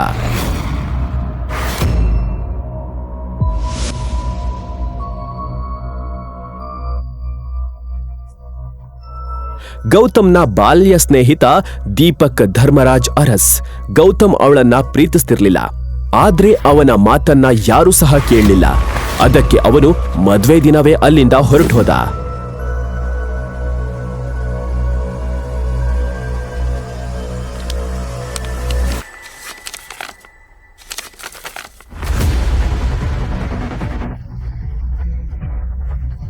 ಇಂದಿಗೂ ಸಹ ಆ ಮಂಟಪ ಅದೇ ರೀತಿ ಅಲಂಕರಿಸಲಾಗಿತ್ತು. ಚಿಕ್ಕ ಯಜಮಾನ್ರೆ, ನೀವಾ? ನೀವಿಲ್ದೇನೆ ಅರಮನೆ ತುಂಬಾ ಬಿಕೋ ಅನಿಸ್ತಾ ಇದೆ. ನೀವಾದಷ್ಟು ಬೇಗ ಬನ್ನಿ. ಮತ್ತೆ ಪಟೇಲ್ ಅವರೇ, ನಾನು ದೊಡ್ಡ ಸಂಕಷ್ಟದಲ್ಲಿದ್ದೀನಿ, ನನಗೆ ನಿಮ್ ಸಹಾಯ ಬೇಕು. ನೀವು ಯಾವ ಕಷ್ಟದಲ್ಲಿದ್ದೀರಾ ಅಂತ ನನಗೆ ಚೆನ್ನಾಗಿ ಗೊತ್ತಿದೆ. ಈ ಕ್ಷಣ ನೀವು ಎಲ್ಲಿದ್ದೀರಾ ಅಂತ ಸಹ ನನಗೆ ಗೊತ್ತಿದೆ. ನೀವು ಯಾವ ಕುಟುಂಬದ ಮನೆ ಅಳಿಯನಾಗಿ ವಾಸ ಮಾಡ್ತಾ ಇದ್ದೀರೋ, ಯಾರ ಜೊತೆ ನಿಮ್ ಮದುವೆ ಆಗಿದೆ, ನಿಮ್ಮ ಅತ್ತೆ ಮಾವ ಎಲ್ಲರ ಬಗ್ಗೆ ಕೂಡ ನನಗೆ ಚೆನ್ನಾಗಿ ಗೊತ್ತಿದೆ. ಕಳೆದ 4 ವರ್ಷಗಳಿಂದ ಗೌತಮ್ ತನ್ನ ಕುಟುಂಬದಿಂದ ಮತ್ತು ರಾಯದುರ್ಗದಿಂದ ದೂರ ಓಡುತ್ತಿದ್ದ. ಆದ್ರೆ ಅವನ ತಂದೆ ಪ್ರತಿಯೊಂದು ಹೆಜ್ಜೆಯನ್ನು ಗಮನಿಸ್ತಾ ಇದ್ರು. ಸರಿ, ನನಗೆ ತಕ್ಷಣ 30 ಲಕ್ಷ ಬೇಕು, ಸಾಧ್ಯವಾದಷ್ಟು ಬೇಗ. ನೀವು ಇದನ್ನೆಲ್ಲ ಯಾಕೆ ಮಾಡ್ತಾ ಇದ್ದೀರಾ? ನೀವೊಬ್ಬ ರಾಜ್ಕುಮಾರ, ಆದ್ರೂ ಇನ್ನೊಬ್ರು ಮನೆಯಲ್ಲಿ ಪಾತ್ರೆ ತೊಳಿತಾ ಇದ್ದೀರಾ, ಮನೆ ಕಾರ್ ಸ್ವಚ್ಛ ಮಾಡ್ತಾ ಇದ್ದೀರಾ, ಅರಮನೆ ಬಿಟ್ಟು. ಪಟೇಲ್ ಅವರೇ, ಈ ವಿಷಯದ ಬಗ್ಗೆ ಮಾತಾಡಕ್ ನಂಗೆ ಇಷ್ಟ ಇಲ್ಲ. ನಂದು ಒಂದೇ ಪ್ರಶ್ನೆ, ನೀವು ನನಗೆ ಸಹಾಯ ಮಾಡ್ತೀರಾ ಇಲ್ವಾ? ಚಿಕ್ಕ ಯಜಮಾನ್ರೆ, ನಾವು ನಿಮ್ಗೆ 30 ಲಕ್ಷ ಕೊಡ್ತೀವಿ. ಆದ್ರೆ ದೊಡ್ಡ ಯಜಮಾನ್ರ ಒಂದೇ ಒಂದು ಷರತ್ತಿದೆ. ಅದೇನ್ ಷರತ್ತು? ನೀವು ದೀಪಿಕಾಳನ್ನ ಮದ್ವೆ ಆಗ್ಬೇಕು. ಪಟೇಲ್ ಅವರೇ, ನನಗೆ ಈಗಾಗ್ಲೇ ಮದುವೆ ಆಗಿದೆ. ಹೀಗಿರುವಾಗ ನಾನು ಹೇಗೆ ಇನ್ನೊಂದು ಮದುವೆ ಆಗ್ಲಿ? ಇದು ಪಾಸಿಬಲ್ ಅಲ್ಲ. ದೊಡ್ಡ ಯಜಮಾನ್ರ ಪ್ರಕಾರ ನೀವಾಗಿರೋದು ಮದ್ವೆನೇ ಅಲ್ಲ. ನೀವು ಅರಮನೆ ತೊರೆದ ನಂತರ ಇಲ್ಲಿ ಅನೇಕ ಪ್ರಶ್ನೆಗಳು ಎದ್ದಿವೆ. ಈ ಪಾಟೀಲ್ ತನ್ನ ಯಜಮಾನ್ರ ಮಾತನ್ನ ಮೀರೋದಿಲ್ಲ. ನಿಮಗೆ ಅಷ್ಟು ಹಣ ಬೇಕು ಅಂದ್ರೆ ನೀವೀಗಲೇ ನಿಮ್ಮ ಹೆಂಡತಿಗೆ ಡೈವರ್ಸ್ ನೀಡಿ ರಾಜ್ಕುಮಾರಿ ದೀಪಿಕಾಳನ್ನ ನೀವು ಮದುವೆ ಆಗಲೇಬೇಕು.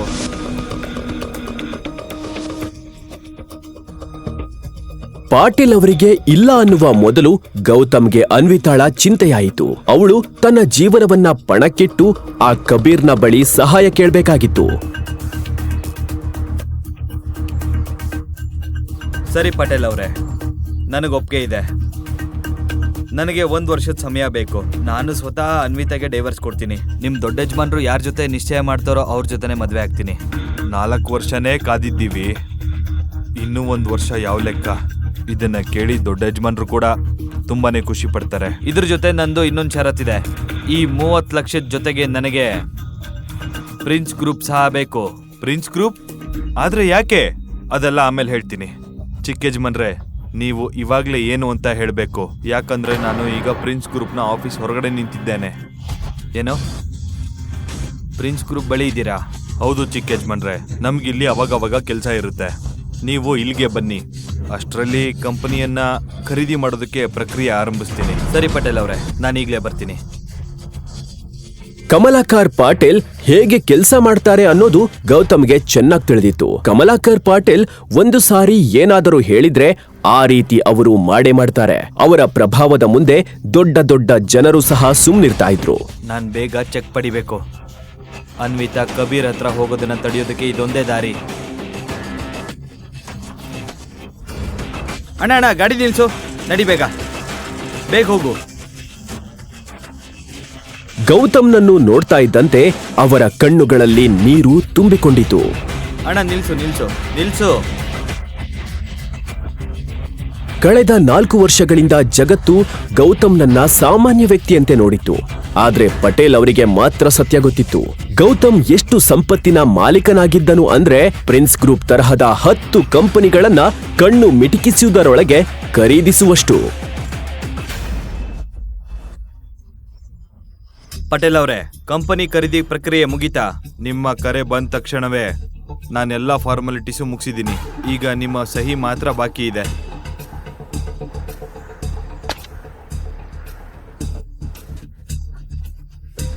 ಗುಡ್.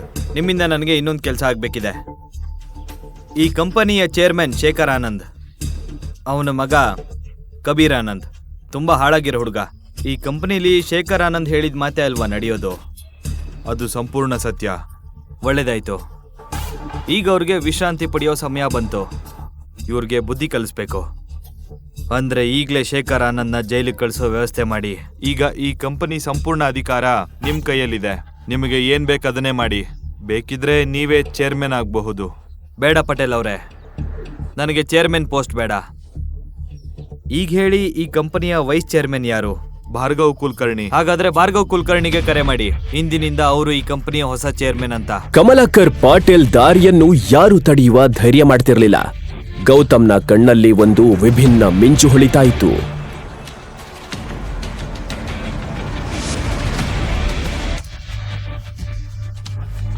ಗೌತಮ್ಗೆ ಅನ್ವಿತಾಳ ಚಿಂತೆಯಾಯಿತು. ಅವಳು ತನ್ನ ಜೀವನವನ್ನ ಪಣಕ್ಕಿಟ್ಟು ಆ ಕಬೀರ್ನ ಬಳಿ ಸಹಾಯ ಕೇಳಬೇಕಾಗಿತ್ತು. ಆಫೀಸ್ನಲ್ಲಿ ಗೌತಮ್ ಮತ್ತು ಪಾಟೀಲ್ ಒಳಗೆ ಹೋಗ್ತಾ ಇದ್ದಂತೆಯೇ 25 ವರ್ಷದ ಮಹಿಳೆ ಕ್ಯಾಬಿನ್ ಹೊರಗೆ ಅವರನ್ನ ನಿಲ್ಸಿದ್ಲು. ನೀವಿಬ್ರು ಒಳಗ್ ಹೇಗ್ ಬಂದ್ರಿ? ಅದು ಯಾರನ್ನು ಕೇಳ್ದೆ? ಅವಳು ಶೇಖರ್ ಆನಂದ್ನ ಪರ್ಸನಲ್ ಸೆಕ್ರೆಟರಿ ಶಾಲಿನಿ. ಪಾಟೀಲ್ ಯಾರು ಅಂತ ಅವಳು ಇಲ್ಲಿವರೆಗೂ ನೋಡಿರ್ಲಿಲ್ಲ. ನಾನು ಇಲ್ಲಿನ ಚೇರ್ಮನ್ ಮಿಸ್ಟರ್ ಭಾರ್ಗವ್ನ ಭೇಟಿಯಾಗೋದಕ್ಕೆ ಬಂದಿದ್ದೀನಿ. ಮಿಸ್ಟರ್ ಭಾರ್ಗವ್ ಕುಲಕರ್ಣಿ, ಈ ಕಂಪನಿಯ ವೈಸ್ ಚೇರ್ಮನ್. ಅಪಾಯಿಂಟ್ಮೆಂಟ್ ಇಲ್ಲದೆ ನಿಮ್ಮಂತ ಸೇಲ್ಸ್ ಮೆನ್ ಗಳನ್ನ ಅವ್ರು ಭೇಟಿ ಮಾಡಲ್ಲ. ಈಗ್ಲೇ ಇಲ್ಲಿಂದ ಹೊರಗೆ ಹೋಗಿ, ಇಲ್ದಿದ್ರೆ ಸೆಕ್ಯೂರಿಟಿ ಕರೆಸ್ತೀನಿ. ಸೆಕ್ಯೂರಿಟಿ. ಅಷ್ಟರಲ್ಲಿ ಗೌತಮ್ನ ಫೋನ್ ರಿಂಗ್ ಆಯ್ತು. ಅದು ಅನ್ವಿತಾ. ಕರೆ ಸ್ವೀಕರಿಸುವ ಮುನ್ನವೇ ಬ್ಯಾಟರಿ ಕಡಿಮೆಯಾಗಿ ಫೋನ್ ಆಫ್ ಆಯ್ತು. ನೀವು ಯಾರ ಜೊತೆ ಮಾತಾಡ್ತಾ ಇದ್ದೀರಾ ಅಂತ ನಿಮಗ್ ಗೊತ್ತಾ? ಪಟೇಲ್ ಅವರೇ, ನನಗೆ ತಡ ಆಗ್ತಾ ಇದೆ. ದಯವಿಟ್ಟು ಭಾರ್ಗವ್ಗೆ ಕರೆ ಮಾಡಿ. ಹಲೋ. ಭಾರ್ಗವ್ ಕುಲಕರ್ಣಿಗೆ ಪಾಟೀಲ್ ಅವರ ಬಗ್ಗೆ ಚೆನ್ನಾಗಿ ಗೊತ್ತಿತ್ತು. ಎಲ್ಲವನ್ನೂ ಬಿಟ್ಟು ತಕ್ಷಣ ಕ್ಯಾಬಿನ್ನಿಂದ ಹೊರಗೆ ಓಡಿ ಬಂದ್ರು. ನೋಡಿ, ನಾನ್ ನಿಮ್ಗೆ ಕೊನೆ ಎಚ್ಚರಿಕೆ ಕೊಡ್ತಾ ಇದ್ದೀನಿ. ಮಿಸ್ ಶಾಲಿನಿ, ನೀವು ಯಾರ ಜೊತೆ ಹೀಗೆ ಮಾತಾಡ್ತಾ ಇದ್ದೀರಾ? ಸಾರಿ ಸರ್, ಆದ್ರೆ ಶಟ್ ಅಪ್. ನಿನ್ನ ವರ್ತನೆ ನಿನ್ನ ಕೆಲಸದಿಂದ ತೆಗೆದುಹಾಕ್ಬೋದು ಅನ್ನೋದು ನಿನಗೆ ಗೊತ್ತಾ? ಆಫೀಸ್ನಲ್ಲಿ ಶಾಲಿನಿಗೆ ಈ ರೀತಿಯ ಅವಮಾನ ಇದೇ ಮೊದಲ ಬಾರಿ ಆಗಿತ್ತು. ಅವಳು ಫೋನ್ ಮೂಲಕ ಎಲ್ಲವನ್ನ ಶೇಖರ್ ಆನಂದ್ಗೆ ವಿವರಿಸಿದ್ಲು. ಇತ್ತ ಗೌತಮ್ ಪಟೇಲ್ ಅವರ ಜೊತೆ ಆಫೀಸ್ ಫಾರ್ಮಾಲಿಟೀಸ್ ಮುಗಿಸುವುದರಲ್ಲಿ ತೊಡಗಿದ್ದ. ಅಷ್ಟರಲ್ಲಿ ಅವನ ಕಣ್ಣು ಗಡಿಯಾರದ ಮೇಲೆ ಬಿದ್ದಿತ್ತು. ಈಗಾಗಲೇ 4 ಗಂಟೆ ಆಗಿತ್ತು. ಅವನ ಬಳಿ ಕೇವಲ 1 ಗಂಟೆ ಸಮಯ ಮಾತ್ರ ಉಳಿದಿತ್ತು. ಅವನು ಎಲ್ಲಾ ಡಾಕ್ಯುಮೆಂಟ್ಸ್ಗಳಿಗೆ ಸಹಿ ಹಾಕಿ ಹೊರಗೆ ಹೋಗ್ತಾ ಇದ್ದಂತೆ ಅಲ್ಲಿ ಯಾರೋ ಒಬ್ಬ ವ್ಯಕ್ತಿ ನಿಂತಿದ್ದ ಮತ್ತು ಅವನ ಕಣ್ಣುಗಳು ಕೋಪದಿಂದ ತುಂಬಿತ್ತು. ಇಲ್ಲಿ ಏನಾಗ್ತಾ ಇದೆ? ಆದ್ರೆ ಭಾರ್ಗವ್, ನೀನ್ ನಿನ್ನ ಚೇರ್ಮನ್ ಅನ್ಕೊಂಡಿದ್ಯಾ? ಶಾಲಿನಿನ ಯಾಕೆ ಫೈರ್ ಮಾಡ್ದೆ? ಅವಳು ನನ್ನ ಅಸಿಸ್ಟೆಂಟ್ ತಾನೆ. ನಿನಗೆ ಎಷ್ಟು ಧೈರ್ಯ ಈ ರೀತಿ ಮಾಡೋಕೆ? ಹೇಳು. ಈ ಅಧಿಕಾರನ ನಾನು ಮಿಸ್ಟರ್ ಭಾರ್ಗವ್ಗೆ ಕೊಟ್ಟಿದ್ದೀನಿ. ಇಂದಿನಿಂದ ಅವರೇ ಈ ಕಂಪನಿಯ ಚೇರ್ಮನ್. ಹೌದಾ? ಹಾಗಾದ್ರೆ ನೀವ್ ಯಾರು ಅಂತ ನಾನು ಕೇಳ್ಬಹುದಾ? ನನ್ನ ಪರ್ಮಿಷನ್ ಇಲ್ದೆ ಒಳಗಡೆ ಹೇಗ್ ಬಂದ್ರಿ ನೀವು? ನಾನು ಕಮಲಾಕರ್ ಪಟೇಲ್. ಆ ಹೆಸರು ಹೇಳ್ತಾ ಇದ್ದಂತೆ ಶೇಖರ್ ಆನಂದ್ಗೆ ಭೂಕಂಪವಾದಂತೆ ಭಯ ಆಯಿತು.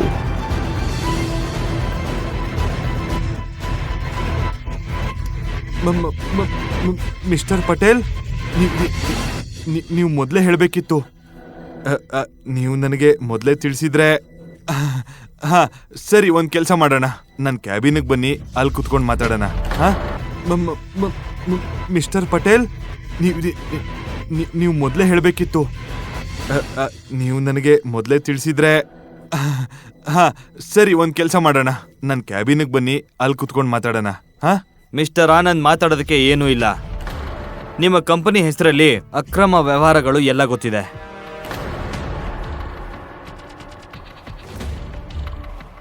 ತಗೊಳ್ಳಿ. ಇದನ್ನು ಹೇಳ್ತಾ ಗೌತಮ್ ಒಂದು ಪತ್ರವನ್ನ ಅವನ ಕೈಗೆ ಕೊಟ್ಟ. ಅದರಲ್ಲಿ ಈ ಕಂಪನಿಯ ಹೊಸ ಮಾಲೀಕ ಈಗ ಗೌತಮ್ ಎಂಬುದು ಸ್ಪಷ್ಟವಾಗಿ ಉಲ್ಲೇಖವಾಗಿತ್ತು. ಪಟೇಲ್ ಅವರೇ, ಮಿಸ್ಟರ್ ಭಾರ್ಗವ್ ಕುಲಕರ್ಣಿ, ಒಳಗ್ ಬನ್ನಿ. ಕ್ಯಾಬಿನ್ ಒಳಗೆ ಕಾಲಿಟ್ಟ ತಕ್ಷಣ ಗೌತಮ್ ತನ್ನ ಗಡಿಯಾರ ನೋಡಿದ. ಸಮಯ ಜಾರುತ್ತಲೇ ಇತ್ತು. ಅನ್ವಿತಾ ಮತ್ತು ಅವಳ ಕುಟುಂಬದ ಬಗ್ಗೆ ಅವನ ಚಿಂತೆ ಇನ್ನಷ್ಟು ಹೆಚ್ಚುತ್ತಿತ್ತು. ಮಿಸ್ಟರ್ ಭಾರ್ಗವ್, ಇಂದಿನಿಂದ ನೀವು ಈ ಕಂಪನಿಗೆ ಚೇರ್ಮನ್. ಈ ಸಂಸ್ಥೆಯ ಎಲ್ಲ ಡಿಸಿಷನ್ ನಿಮ್ಮ ಕೈಲಿರುತ್ತೆ. ಸರ್, ನಾನು ನಿಯತ್ತಾಗಿ ಕೆಲಸ ಮಾಡ್ತೀನಿ. ಎಲ್ಲೂ ಏನು ತೊಂದರೆ ಆಗ್ದಂಗೆ ನೋಡ್ಕೋತೀನಿ. ಗುಡ್. ಶೇಖರ್ ಆನಂದ್ ಮತ್ತೆ ಕಬೀರ್ ಆನಂದ್ ಮಾಡಿದ ಎಲ್ಲ ಕೆಟ್ಟ ಕೆಲಸದ ದಾಖಲೆ ಬೇಕು. ಅವನು ಅನೇಕ ಹುಡುಗಿರ ಜೀವನ ನಾಶ ಮಾಡಿದ್ದಾನೆ. ಅವನು ಜೈಲ್ಗೆ ಹೋಗೋ ಸಮಯ ಬಂದಿದೆ. ಚಿಂತಿಸಬೇಡಿ ಸರ್, ಅವ್ರ ವಿರುದ್ಧ ಸಾಕಷ್ಟು ಸಾಕ್ಷಿಗಳು ನನ್ನ ಲಾಕರಲ್ಲಿದೆ. ಯಾರಾದರೂ ಅವ್ರ ವಿರುದ್ಧ ಧ್ವನಿ ಎತ್ತುತ್ತಾರೆ ಅಂತ ನಾನು ಇದೇ ದಿನಕ್ಕೆ ಕಾಯ್ತಾ ಇದ್ದೆ ಸರ್. ಇವತ್ತು ಎಲ್ಲ ಸಾಕ್ಷಿಗಳನ್ನ ನಿಮ್ಗೆ ಕೊಡ್ತೀನಿ ಸರ್. ಗುಡ್. ಪಟೇಲ್ ಅವರೇ, ನನಗೆ ತಡ ಆಗ್ತಾ ಇದೆ, ದಯವಿಟ್ಟು ನನ್ನ ಚೆಕ್ ಕೊಡಿ. ತಗೊಳ್ಳಿ. Thank you. ಅಷ್ಟರಲ್ಲಿ ಹೊರಗಡೆ ನಿಂತಿದ್ದ ಬಾಡಿಗಾರ್ಡ್ನಿಂದ ಪಟೇಲ್ ಅವರಿಗೆ ಕರೆ ಬಂತು. ಕರೆ ಸ್ವೀಕರಿಸ್ತಾ ಇದ್ದಂತೆಯೇ ಪಟೇಲ್ ಗೌತಮ್ ಕಡೆ ನೋಡಿದ್ರು, ಮತ್ತೆ ಅವನ ಹಿಂದೆ ಹೋದ್ರು.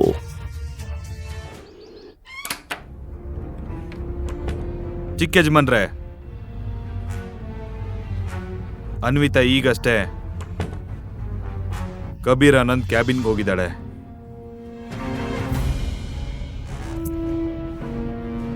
ಕಬೀರ್ ಅನ್ವಿತಾಳನ್ನ ಯಾಕೆ ತನ್ನ ಕ್ಯಾಬಿನ್ಗೆ ಕರೆಸಿದಾನೆ ಅನ್ನೋದನ್ನ ಗೌತಮ್ ಚೆನ್ನಾಗೇ ತಿಳಿದಿದ್ದ. ಪ್ರತಿಯೊಬ್ಬ ಹುಡುಗಿಯ ಮೇಲೆ ಬಳಸಲು ಡ್ರಗ್ ಅನ್ನು ಅವನು ತನ್ನ ಕ್ಯಾಬಿನ್ನಲ್ಲಿ ಇಟ್ಕೊಂಡಿದ್ದ. ಆಫೀಸ್ನಲ್ಲಿರುವ ಹಲವರಿಗೆ ಈ ಸತ್ಯ ಗೊತ್ತಿದ್ರೂ ಯಾರು ಕಬೀರ್ ಮತ್ತು ಶೇಖರ್ ವಿರುದ್ಧ ಧ್ವನಿ ಎತ್ತಲು ಧೈರ್ಯ ಮಾಡಿರಲಿಲ್ಲ. ಇವತ್ತು ಕಬೀರ್ ಹೊಸ ಮಾಲೀಕ ಗೌತಮ್ನ ಕೋಪಕ್ಕೆ ಬಲಿಯಾಗಿದ್ದಾನೆ.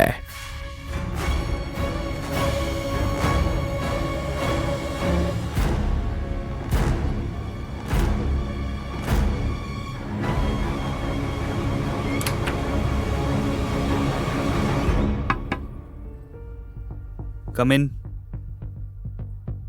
ಪಟೇಲ್ ಹೇಳಿದ ಮಾತನ್ನ ಕೇಳ್ತಾ ಇದ್ದಂತೆಯೇ ಗೌತಮ್ ಚೆಕ್ ತಗೊಂಡು ಕಬೀರ್ನ ಕ್ಯಾಬಿನ್ ಕಡೆ ಹೊರಟ. ನೀವು ಎಲ್ಲಿಗೂ ಹೋಗ್ಬೇಕಾಗಿಲ್ಲ.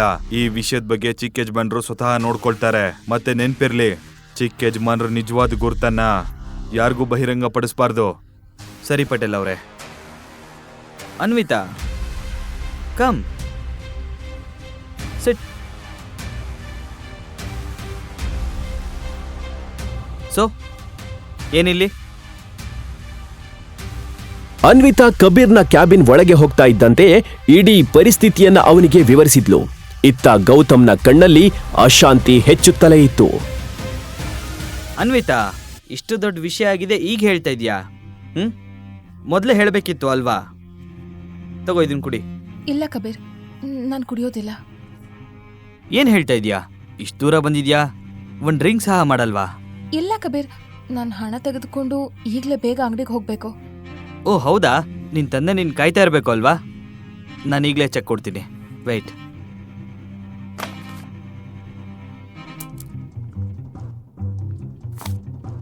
ಹೌದು, ಮತ್ತೆ ನೀನ್ ಕುಡಿದೇ ಇದ್ರೆ ನನಗೆ ಬೇಜಾರಾಗತ್ತೆ.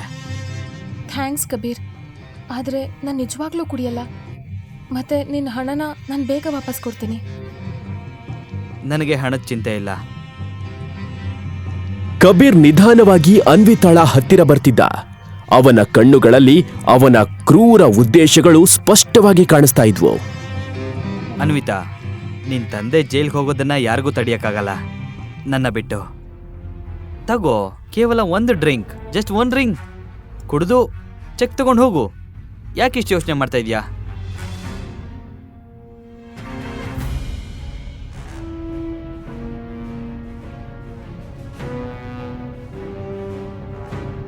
ಕಬೀರ್, ನಾನು ಈ ಡ್ರಿಂಕ್ ಮುಗಿಸಿದ್ರೆ ನೀನು ಖಂಡಿತ ಚೆಕ್ ಕೊಡ್ತೀಯಾ? ಖಂಡಿತ. ನನಗೆ ಹಣ ದೊಡ್ಡ ವಿಷಯನೇ ಅಲ್ಲ. Have it. ತನ್ನ ಮನಸ್ಸಿನಲ್ಲಿ ಅವನು ಈಗಾಗಲೇ ಅನ್ವಿತಾಳ ಜೊತೆಗೆ ರಾತ್ರಿಯನ್ನು ಕಳೆಯುವ ಯೋಜನೆ ರೂಪಿಸಿದ್ದ.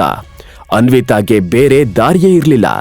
ಆದ್ರೆ ಗ್ಲಾಸ್ ಅವಳ ತುಟಿಗಳಿಗೆ ತಾಕುವ ಮೊದಲು ಬಾಗಿಲಿನಿಂದ ಭಾರಿ ಸದ್ದು ಕೇಳಿಸಿತು. ಅನ್ವಿತಾ ಕೈಯಲ್ಲಿ ಗ್ಲಾಸ್ ನೋಡಿ ಗೌತಮ್ಗೆ ತುಂಬಾ ಕೋಪ ಬಂತು. ಯಾರೋ ನೀನು? ನಿನ್ನ ಒಳಗೆ ಯಾರು ಬಿಟ್ಟಿದ್ದೋ? ಗೌತಮ್, ಗೌತಮ್, ನೀನ್ ಇಲ್ಲೇನ್ ಮಾಡ್ತಿದ್ಯಾ? ನಾನು ಇಲ್ಲಿ ಸರಿಯಾದ ಸಮಯಕ್ಕೆ ಬರ್ದೇ ಇದ್ರೆ ಇವನ್ ಏನ್ ಮಾಡ್ತಿದ್ನೋ ಗೊತ್ತಿಲ್ಲ. ಗೌತಮ್, ನೀನ್ ಏನೇನ್ ಮಾತಾಡ್ತಿದ್ಯಾ? ನಾನು ಇಲ್ಲಿ ಕಬೀರ್ನ ಬಳಿ ಹಣ ಕೇಳೋದಕ್ ಬಂದಿದ್ದೀನಿ. ಅನ್ವಿತಾ, ನಿಂಗೆ ಗೊತ್ತಿಲ್ಲ ಇವನೆಂತ ಮನುಷ್ಯ ಅಂತ. ಏಯ್, ಜಾಸ್ತಿ ಆಯ್ತು ನಿಂದು. ಯಾರ ಹತ್ರ ಮಾತಾಡ್ತಾ ಇದ್ಯಾ? ಒಂದು ಬಿಟ್ಟೆ ಅಂದ್ರೆ.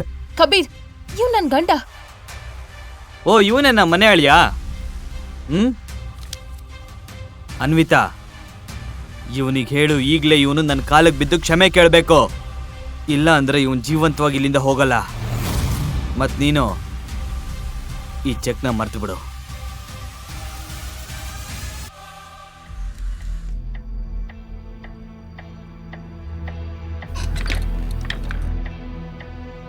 ಏನ್ ಗೊತ್ತಾ, ಇದೇ ರೀತಿ 3 ವರ್ಷದ ಮುಂಚೆ ಒಬ್ಬ ವ್ಯಕ್ತಿ ನನ್ನ ಆಫೀಸ್ಗೆ ನುಗ್ಗಕ್ ನೋಡಿದ. ಇಂದಿಗೂ ಸಹ ಅವನ ಮನೆಯವರು ಅವನ ಬಾಡಿನ ಹುಡುಕ್ತಾ ಇದ್ದಾರೆ.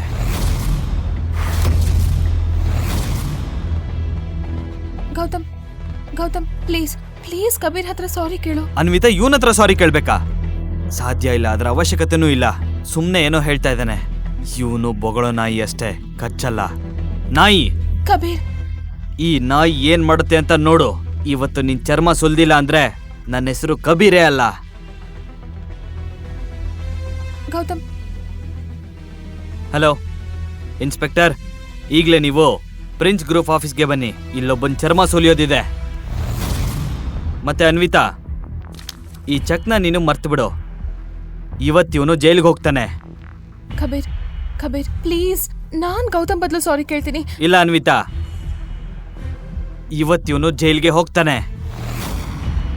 ಫೈನಲಿ ನೀನು ನನ್ನೊಳಗ್ತೀಯ. ಗೌತಮ್, ನೀನೇನ್ ಮಾಡ್ತಿದ್ಯಾ ಗೊತ್ತಾ ನಿನಗೆ? You are finished man. ನನ್ನೇ ಹೊಡಿತೀಯ. ನಿನಗಿದೆ ಹಬ್ಬ.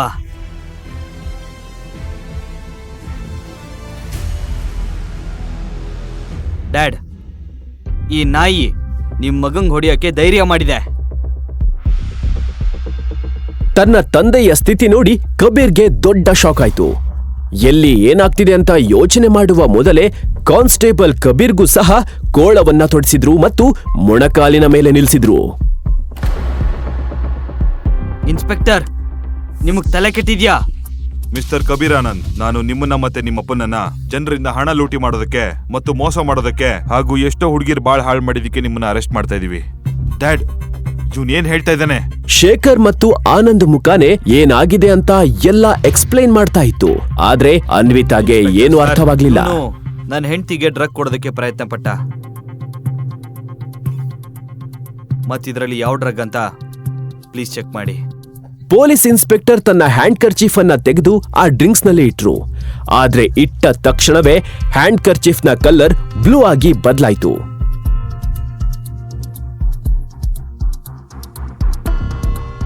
ಹೌದು, ನೀವು ಹೇಳ್ತಾ ಇರೋದು ನಿಜ.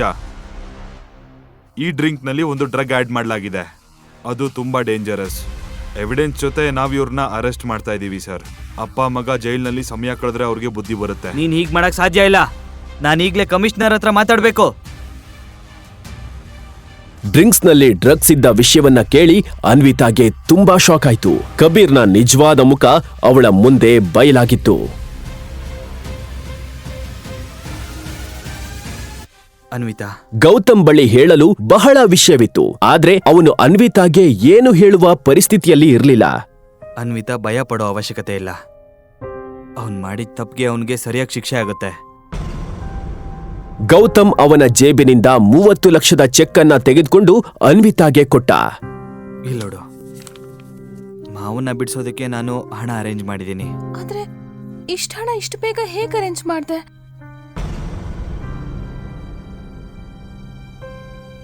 ನಿಜ ಹೇಳಿದ್ರೆ ಅವಳಿಗೆ ಅರ್ಥ ಆಗೋದಿಲ್ಲ ಎಂದು ಗೌತಮ್ ಸುಮ್ಮನೆ ಮೌನವಾಗಿದ್ದ. ಗೌತಮ್, ನಾನು ನಿನ್ನ ಹತ್ರ ಏನೋ ಕೇಳ್ತಾ ಇದ್ದೀನಿ. ನಿನಗೆ ಈ ಚೆಕ್ಕನ್ನ ಯಾರು ಕೊಟ್ರು? ಅದು ನನಗೆ ಇದನ್ನ ನನ್ನ ಸ್ನೇಹಿತ ಕೊಟ್ಟ. ಅವನ ಕಂಪನಿ ತುಂಬಾ ಪ್ರಾಫಿಟ್ ಅಲ್ಲಿತ್ತು, ಅದಕ್ಕೆ ಅವನ ಹತ್ರ ಸಾಲ ತಗೊಂಡೆ.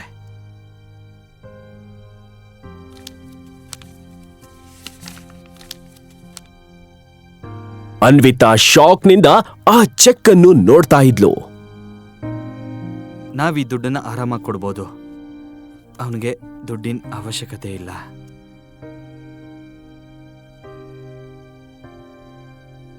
ಅನ್ವಿತಾ, 40 ನಿಮಿಷ ಬಾಕಿ ಇದೆ. ನಾವು ಶೋರೂಮ್ಗೆ ಹೋಗ್ಬೇಕು. ಎಲ್ಲ ಕಾಯ್ತಾ ಇರ್ತಾರೆ. ಇನ್ನೊಂದ್ ಕಡೆ ಅನ್ವಿತಾಳ ಅಮ್ಮ ಮತ್ತು ಅಪ್ಪ ಅದೇ ಶಾಪ್ನಲ್ಲಿದ್ರು. ಅವರ ಸುತ್ತ ಗಾರ್ಡ್ಸ್ಗಳು ನಿಂತಿದ್ರು. ಎಲ್ಲರಿಗೂ ಮ್ಯಾನೇಜರ್ನ ಕಮಾಂಡ್ ಕಡೆ ಗಮನವಿತ್ತು. ಅದರ ಜೊತೆ ಮ್ಯಾನೇಜರ್ ಕಮಿಷನರ್ಗೆ ಫೋನ್ ಮಾಡಿ ಶಾಪ್ಗೆ ಬರುವಂತೆ ಹೇಳಿದ. 10 ನಿಮಿಷ ಮಾತ್ರ ಬಾಕಿ ಇದೆ. ನಿಮ್ಮ ಮಗಳು ಮತ್ತೆ ಅಳಿಯ ಯಾರು ಸಹ ವಾಪಸ್ ಬಂದಿಲ್ಲ. ನಿಮ್ಗೆ ಹಣ ಕೊಡಕ್ಕಾಗ್ಲಿಲ್ಲ ಅಂದ್ರೆ ನೀವು ಜೈಲ್ಗೆ ಹೋಗೋದಕ್ಕೆ ತಯಾರಾಗಿ. ಅನ್ವಿತಾ ಮಗಳೇ, ಹಣದ ವ್ಯವಸ್ಥೆ ಆಯ್ತಾ?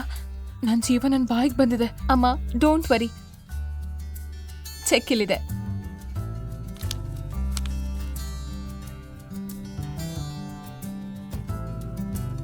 ನೋಡು, ನಾನು ಹೇಳಿದೆ ಅಲ್ವಾ, ಕಬಿ ನಮಗೆ ಖಂಡಿತ ಸಹಾಯ ಮಾಡ್ತಾನೆ ಅಂತ. ಅವ್ನು ತುಂಬಾ ಒಳ್ಳೆ ಹುಡುಗ ಮತ್ತೆ ಶ್ರೀಮಂತ. ನಿನ್ನ ಗಂಡ ಗೌತಮ್ ತರ ಅಲ್ಲ. ನೋಡು ಗೌತಮ್, ನೋಡು, ಯಾವತ್ತೂ ನೀನು ಇಷ್ಟ ಹಣವನ್ನ ನೋಡಿರೋದಕ್ಕೆ ಸಾಧ್ಯ ಇಲ್ಲ. ಕಬೀರ್ ನನ್ನ ಮಗಳ ಸ್ನೇಹಿತ. ನೀನಿವತ್ತೇ ಅವಳಿಗೆ ಡೈವರ್ಸ್ ಕೊಡು. ನಾನು ನನ್ನ ಮಗಳನ್ನ ನಿನ್ನಂಥ ಜೊತೆ ನೋಡೋದಕ್ಕೆ ಇಷ್ಟಪಡಲ್ಲ. ನನ್ನ ಮಗಳಿಗಾಗಿ ನಾನು ಏನೇನೋ ಕನ್ಸ್ಕೊಂಡಿದ್ದೆ. ನೀನು ಅವಳಿಗೆ ಗಂಟು ಬಿದ್ದೆ. ಅಮ್ಮ, ನೀನ್ ಏನ್ ಮಾತಾಡ್ತಾ ಇದ್ಯಾ?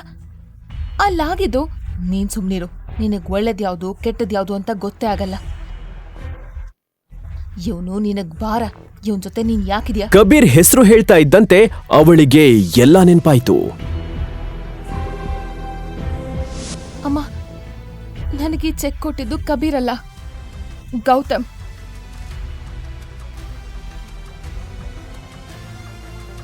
ಹೌದಾ? ಇವನಿಗಂತ ಯಾರು ಸ್ನೇಹಿತರಿದ್ದಾರೆ? ಈಗಲೇ ಅದು ಯಾರು ನಿನ್ ಸ್ನೇಹಿತನಿಗೆ ಫೋನ್ ಮಾಡು. ನಿನ್ ಸ್ನೇಹಿತ ಅಂದಲ್ಲ.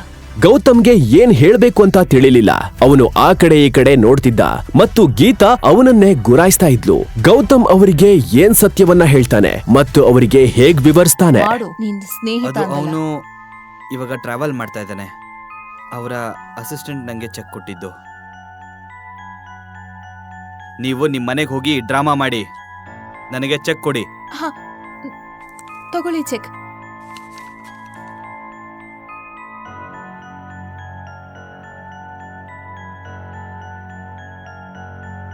ಅಮ್ಮ, ನೀನ್ ಕಬೀರ್ ಎಷ್ಟು ಒಳ್ಳೆಯವನು ಅಂತ ಅಂದ್ಕೊಂಡಿದ್ಯೋ ಅದೆಲ್ಲ ಸುಳ್ಳು. ಕಬೀರ್ ಹಣದ ಬದಲು ಕೆಟ್ಟದಾಗಿ ವರ್ತಿಸೋದಕ್ಕೆ ಪ್ರಯತ್ನ ಪಟ್ಟ. ಸರಿಯಾದ ಸಮಯಕ್ಕೆ ಗೌತಮ್ ಬರ್ಲಿಲ್ಲ ಅಂದಿದ್ರೆ ನನ್ ಸ್ಥಿತಿ ಏನಾಗ್ತಿತ್ತೋ ನನಗೆ ಗೊತ್ತಿಲ್ಲ. ಮಗಳೇ, ನೀನು ಹುಷಾರಾಗಿದ್ಯಾ ಅಲ್ವಾ? ಗೀತಾಗೆ ಇದನ್ನೆಲ್ಲ ನಂಬಲು ಸಾಧ್ಯವಾಗ್ಲಿಲ್ಲ. ಮಗಳೇ, ನೀನ್ ಆರಾಮಾಗಿದ್ಯಾ ಅಲ್ವಾ? ಹಾಪ, ಐಮ್ ಫೈನ್ ನೌ. ಈಗ ನಾವು ಯೋಚನೆ ಮಾಡ್ಬೇಕಾಗಿರೋದೇನಂದ್ರೆ, ಈ ಗೌತಮ್ ಇಷ್ಟು ಹಣ ಹೇಗ್ ತಂದ? ಹೋಗ್ಲಿ ಬಿಡು, ನನಗದೆಲ್ಲ ಬೇಕಾಗಿಲ್ಲ. ಜೀವನದಲ್ಲಿ ಮೊದಲನೇ ಬಾರಿ ಇವನು ಒಳ್ಳೆ ಕೆಲಸ ಮಾಡಿದಾನೆ. ಗೊತ್ತಿಲ್ಲ ಅದೇನ್ ಒಳ್ಳೆ ಕೆಲಸ ಮಾಡಿದವನಂತ. ಹಣ ವಾಪಸ್ ಕೊಡ್ಲೇಬೇಕಲ್ವಾ?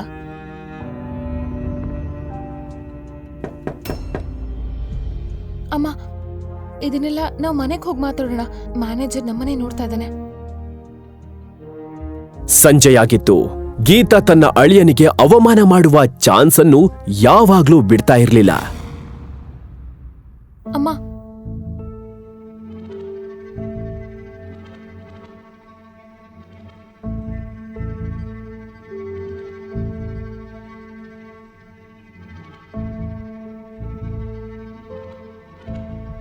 ಇಲ್ಲಿ ಸುಮ್ನೆ ನಿಂತ್ಕೋಬೇಡ, ನನಗೆ ಹೋಗಿ ಟೀ ತಗೊಂಡ್ ಬಾ. ಹಾ ಅತ್ತೆ. ಹಾ, ಆಮೇಲೆ ಏಲಕ್ಕಿ ಸ್ವಲ್ಪ ಕಡಿಮೆ ಹಾಕು. ನಿಮ್ಮಪ್ಪ ನನಗೆ ಯಾವುದೋ ಖಜಾನೆ ಕೊಟ್ಟಿಲ್ಲ, ಗೊತ್ತಾಯ್ತಾ? ಹಾ ಅತ್ತೆ. ಗೌತಮ್ ಇದನ್ನ ಕೇಳಿಸಿಕೊಂಡು ತನ್ನೊಳಗೆ ನಕ್ಕ. ಅನ್ವಿತಾಳ ತಾತ ಹರಿಪ್ರಸಾದ್ ರಾಜಗುರುಗೆ ಬಿಸ್ನೆಸ್ ಶುರು ಮಾಡಲು ಸಿಂಹಾದ್ರಿಯೇ ಹಣ ನೀಡಿತು. ಏಕೆಂದ್ರೆ ಪಾಟೀಲ್ ತರಹ ರಾಜಗುರು ಪೂರ್ವಜರು ಸಹ ಸಿಂಹಾದ್ರಿ ಮನೆತನದಲ್ಲಿ ಕೆಲಸ ಮಾಡ್ತಿದ್ರು. ಏನ್ ನಗ್ತಾ ಇದ್ಯಾ? ಟೀ ಮಾಡಲ್ವಾ? ಕೇಳು, ಟೀ ಚೆನ್ನಾಗಿಲ್ಲ ಅಂದ್ರೆ ನಿನ್ನ ಮುಖದ ಮೇಲಿರುತ್ತೆ. Okay, thank you so much Anvita. ಆದ್ರೆ ಈ ಹಣದ ಬಗ್ಗೆ ಏನ್ ಮಾಡೋದು? ಗೌತಮ್ ಹಣ ಏನ್ ತಂದಿದ್ದಾನೆ, ಆದ್ರೆ ವಾಪಸ್ ಕೊಡ್ಬೇಕಲ್ವಾ? ನನಗಂತೂ ಏನ್ ಮಾಡ್ಬೇಕು ಅಂತ ಗೊತ್ತಾಗ್ತಾ ಇಲ್ಲ.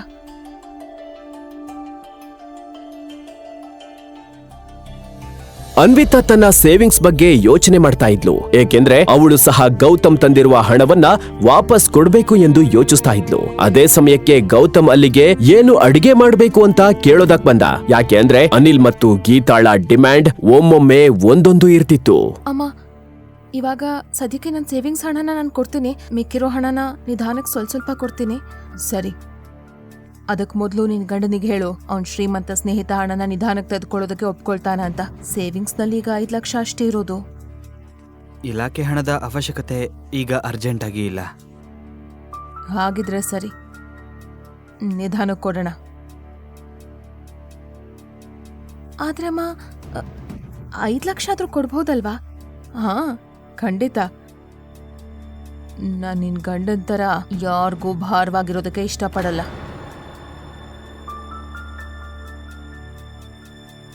ಗೌತಮ್, ನಿನ್ ಸ್ನೇಹಿತನಿಗೆ ನೀನ್ ಹಣ ವಾಪಸ್ ಕೊಡುವಾಗ ನನ್ನ ಕಡೆಯಿಂದ ಥ್ಯಾಂಕ್ಸ್ ಹೇಳು. ಅವ್ರು ನಮ್ಗೆ ತುಂಬಾ ಸಹಾಯ ಮಾಡಿದ್ದಾರೆ.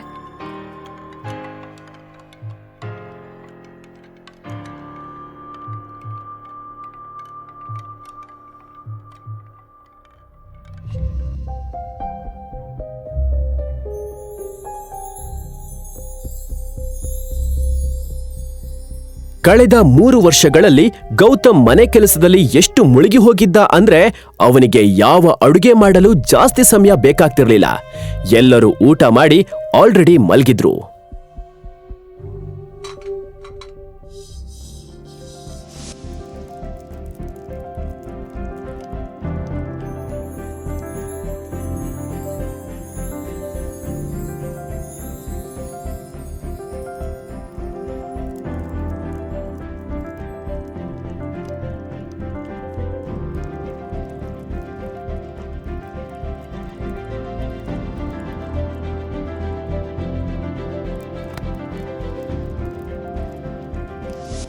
ಆದ್ರೆ ಗೌತಮ್ನ ಕೆಲ್ಸ ಇನ್ನೂ ಮುಗ್ದಿರ್ಲಿಲ್ಲ.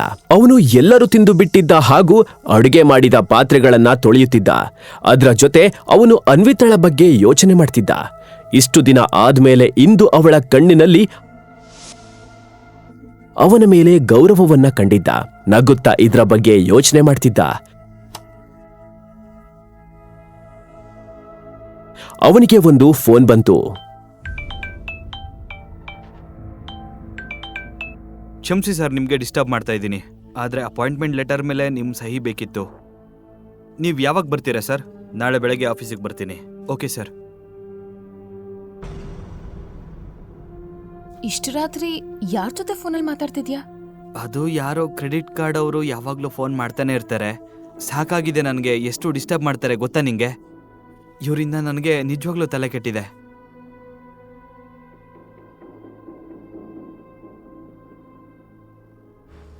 ಈಗಲೇ ಡೌನ್ಲೋಡ್ ಮಾಡಿ ಕೇಳಿ ರಾಯಲ್ ವಾರಸ್ತಾರ ಕೇವಲ ಪಾಕೆಟ್ ಎಫ್ಎಂ ನಲ್ಲಿ.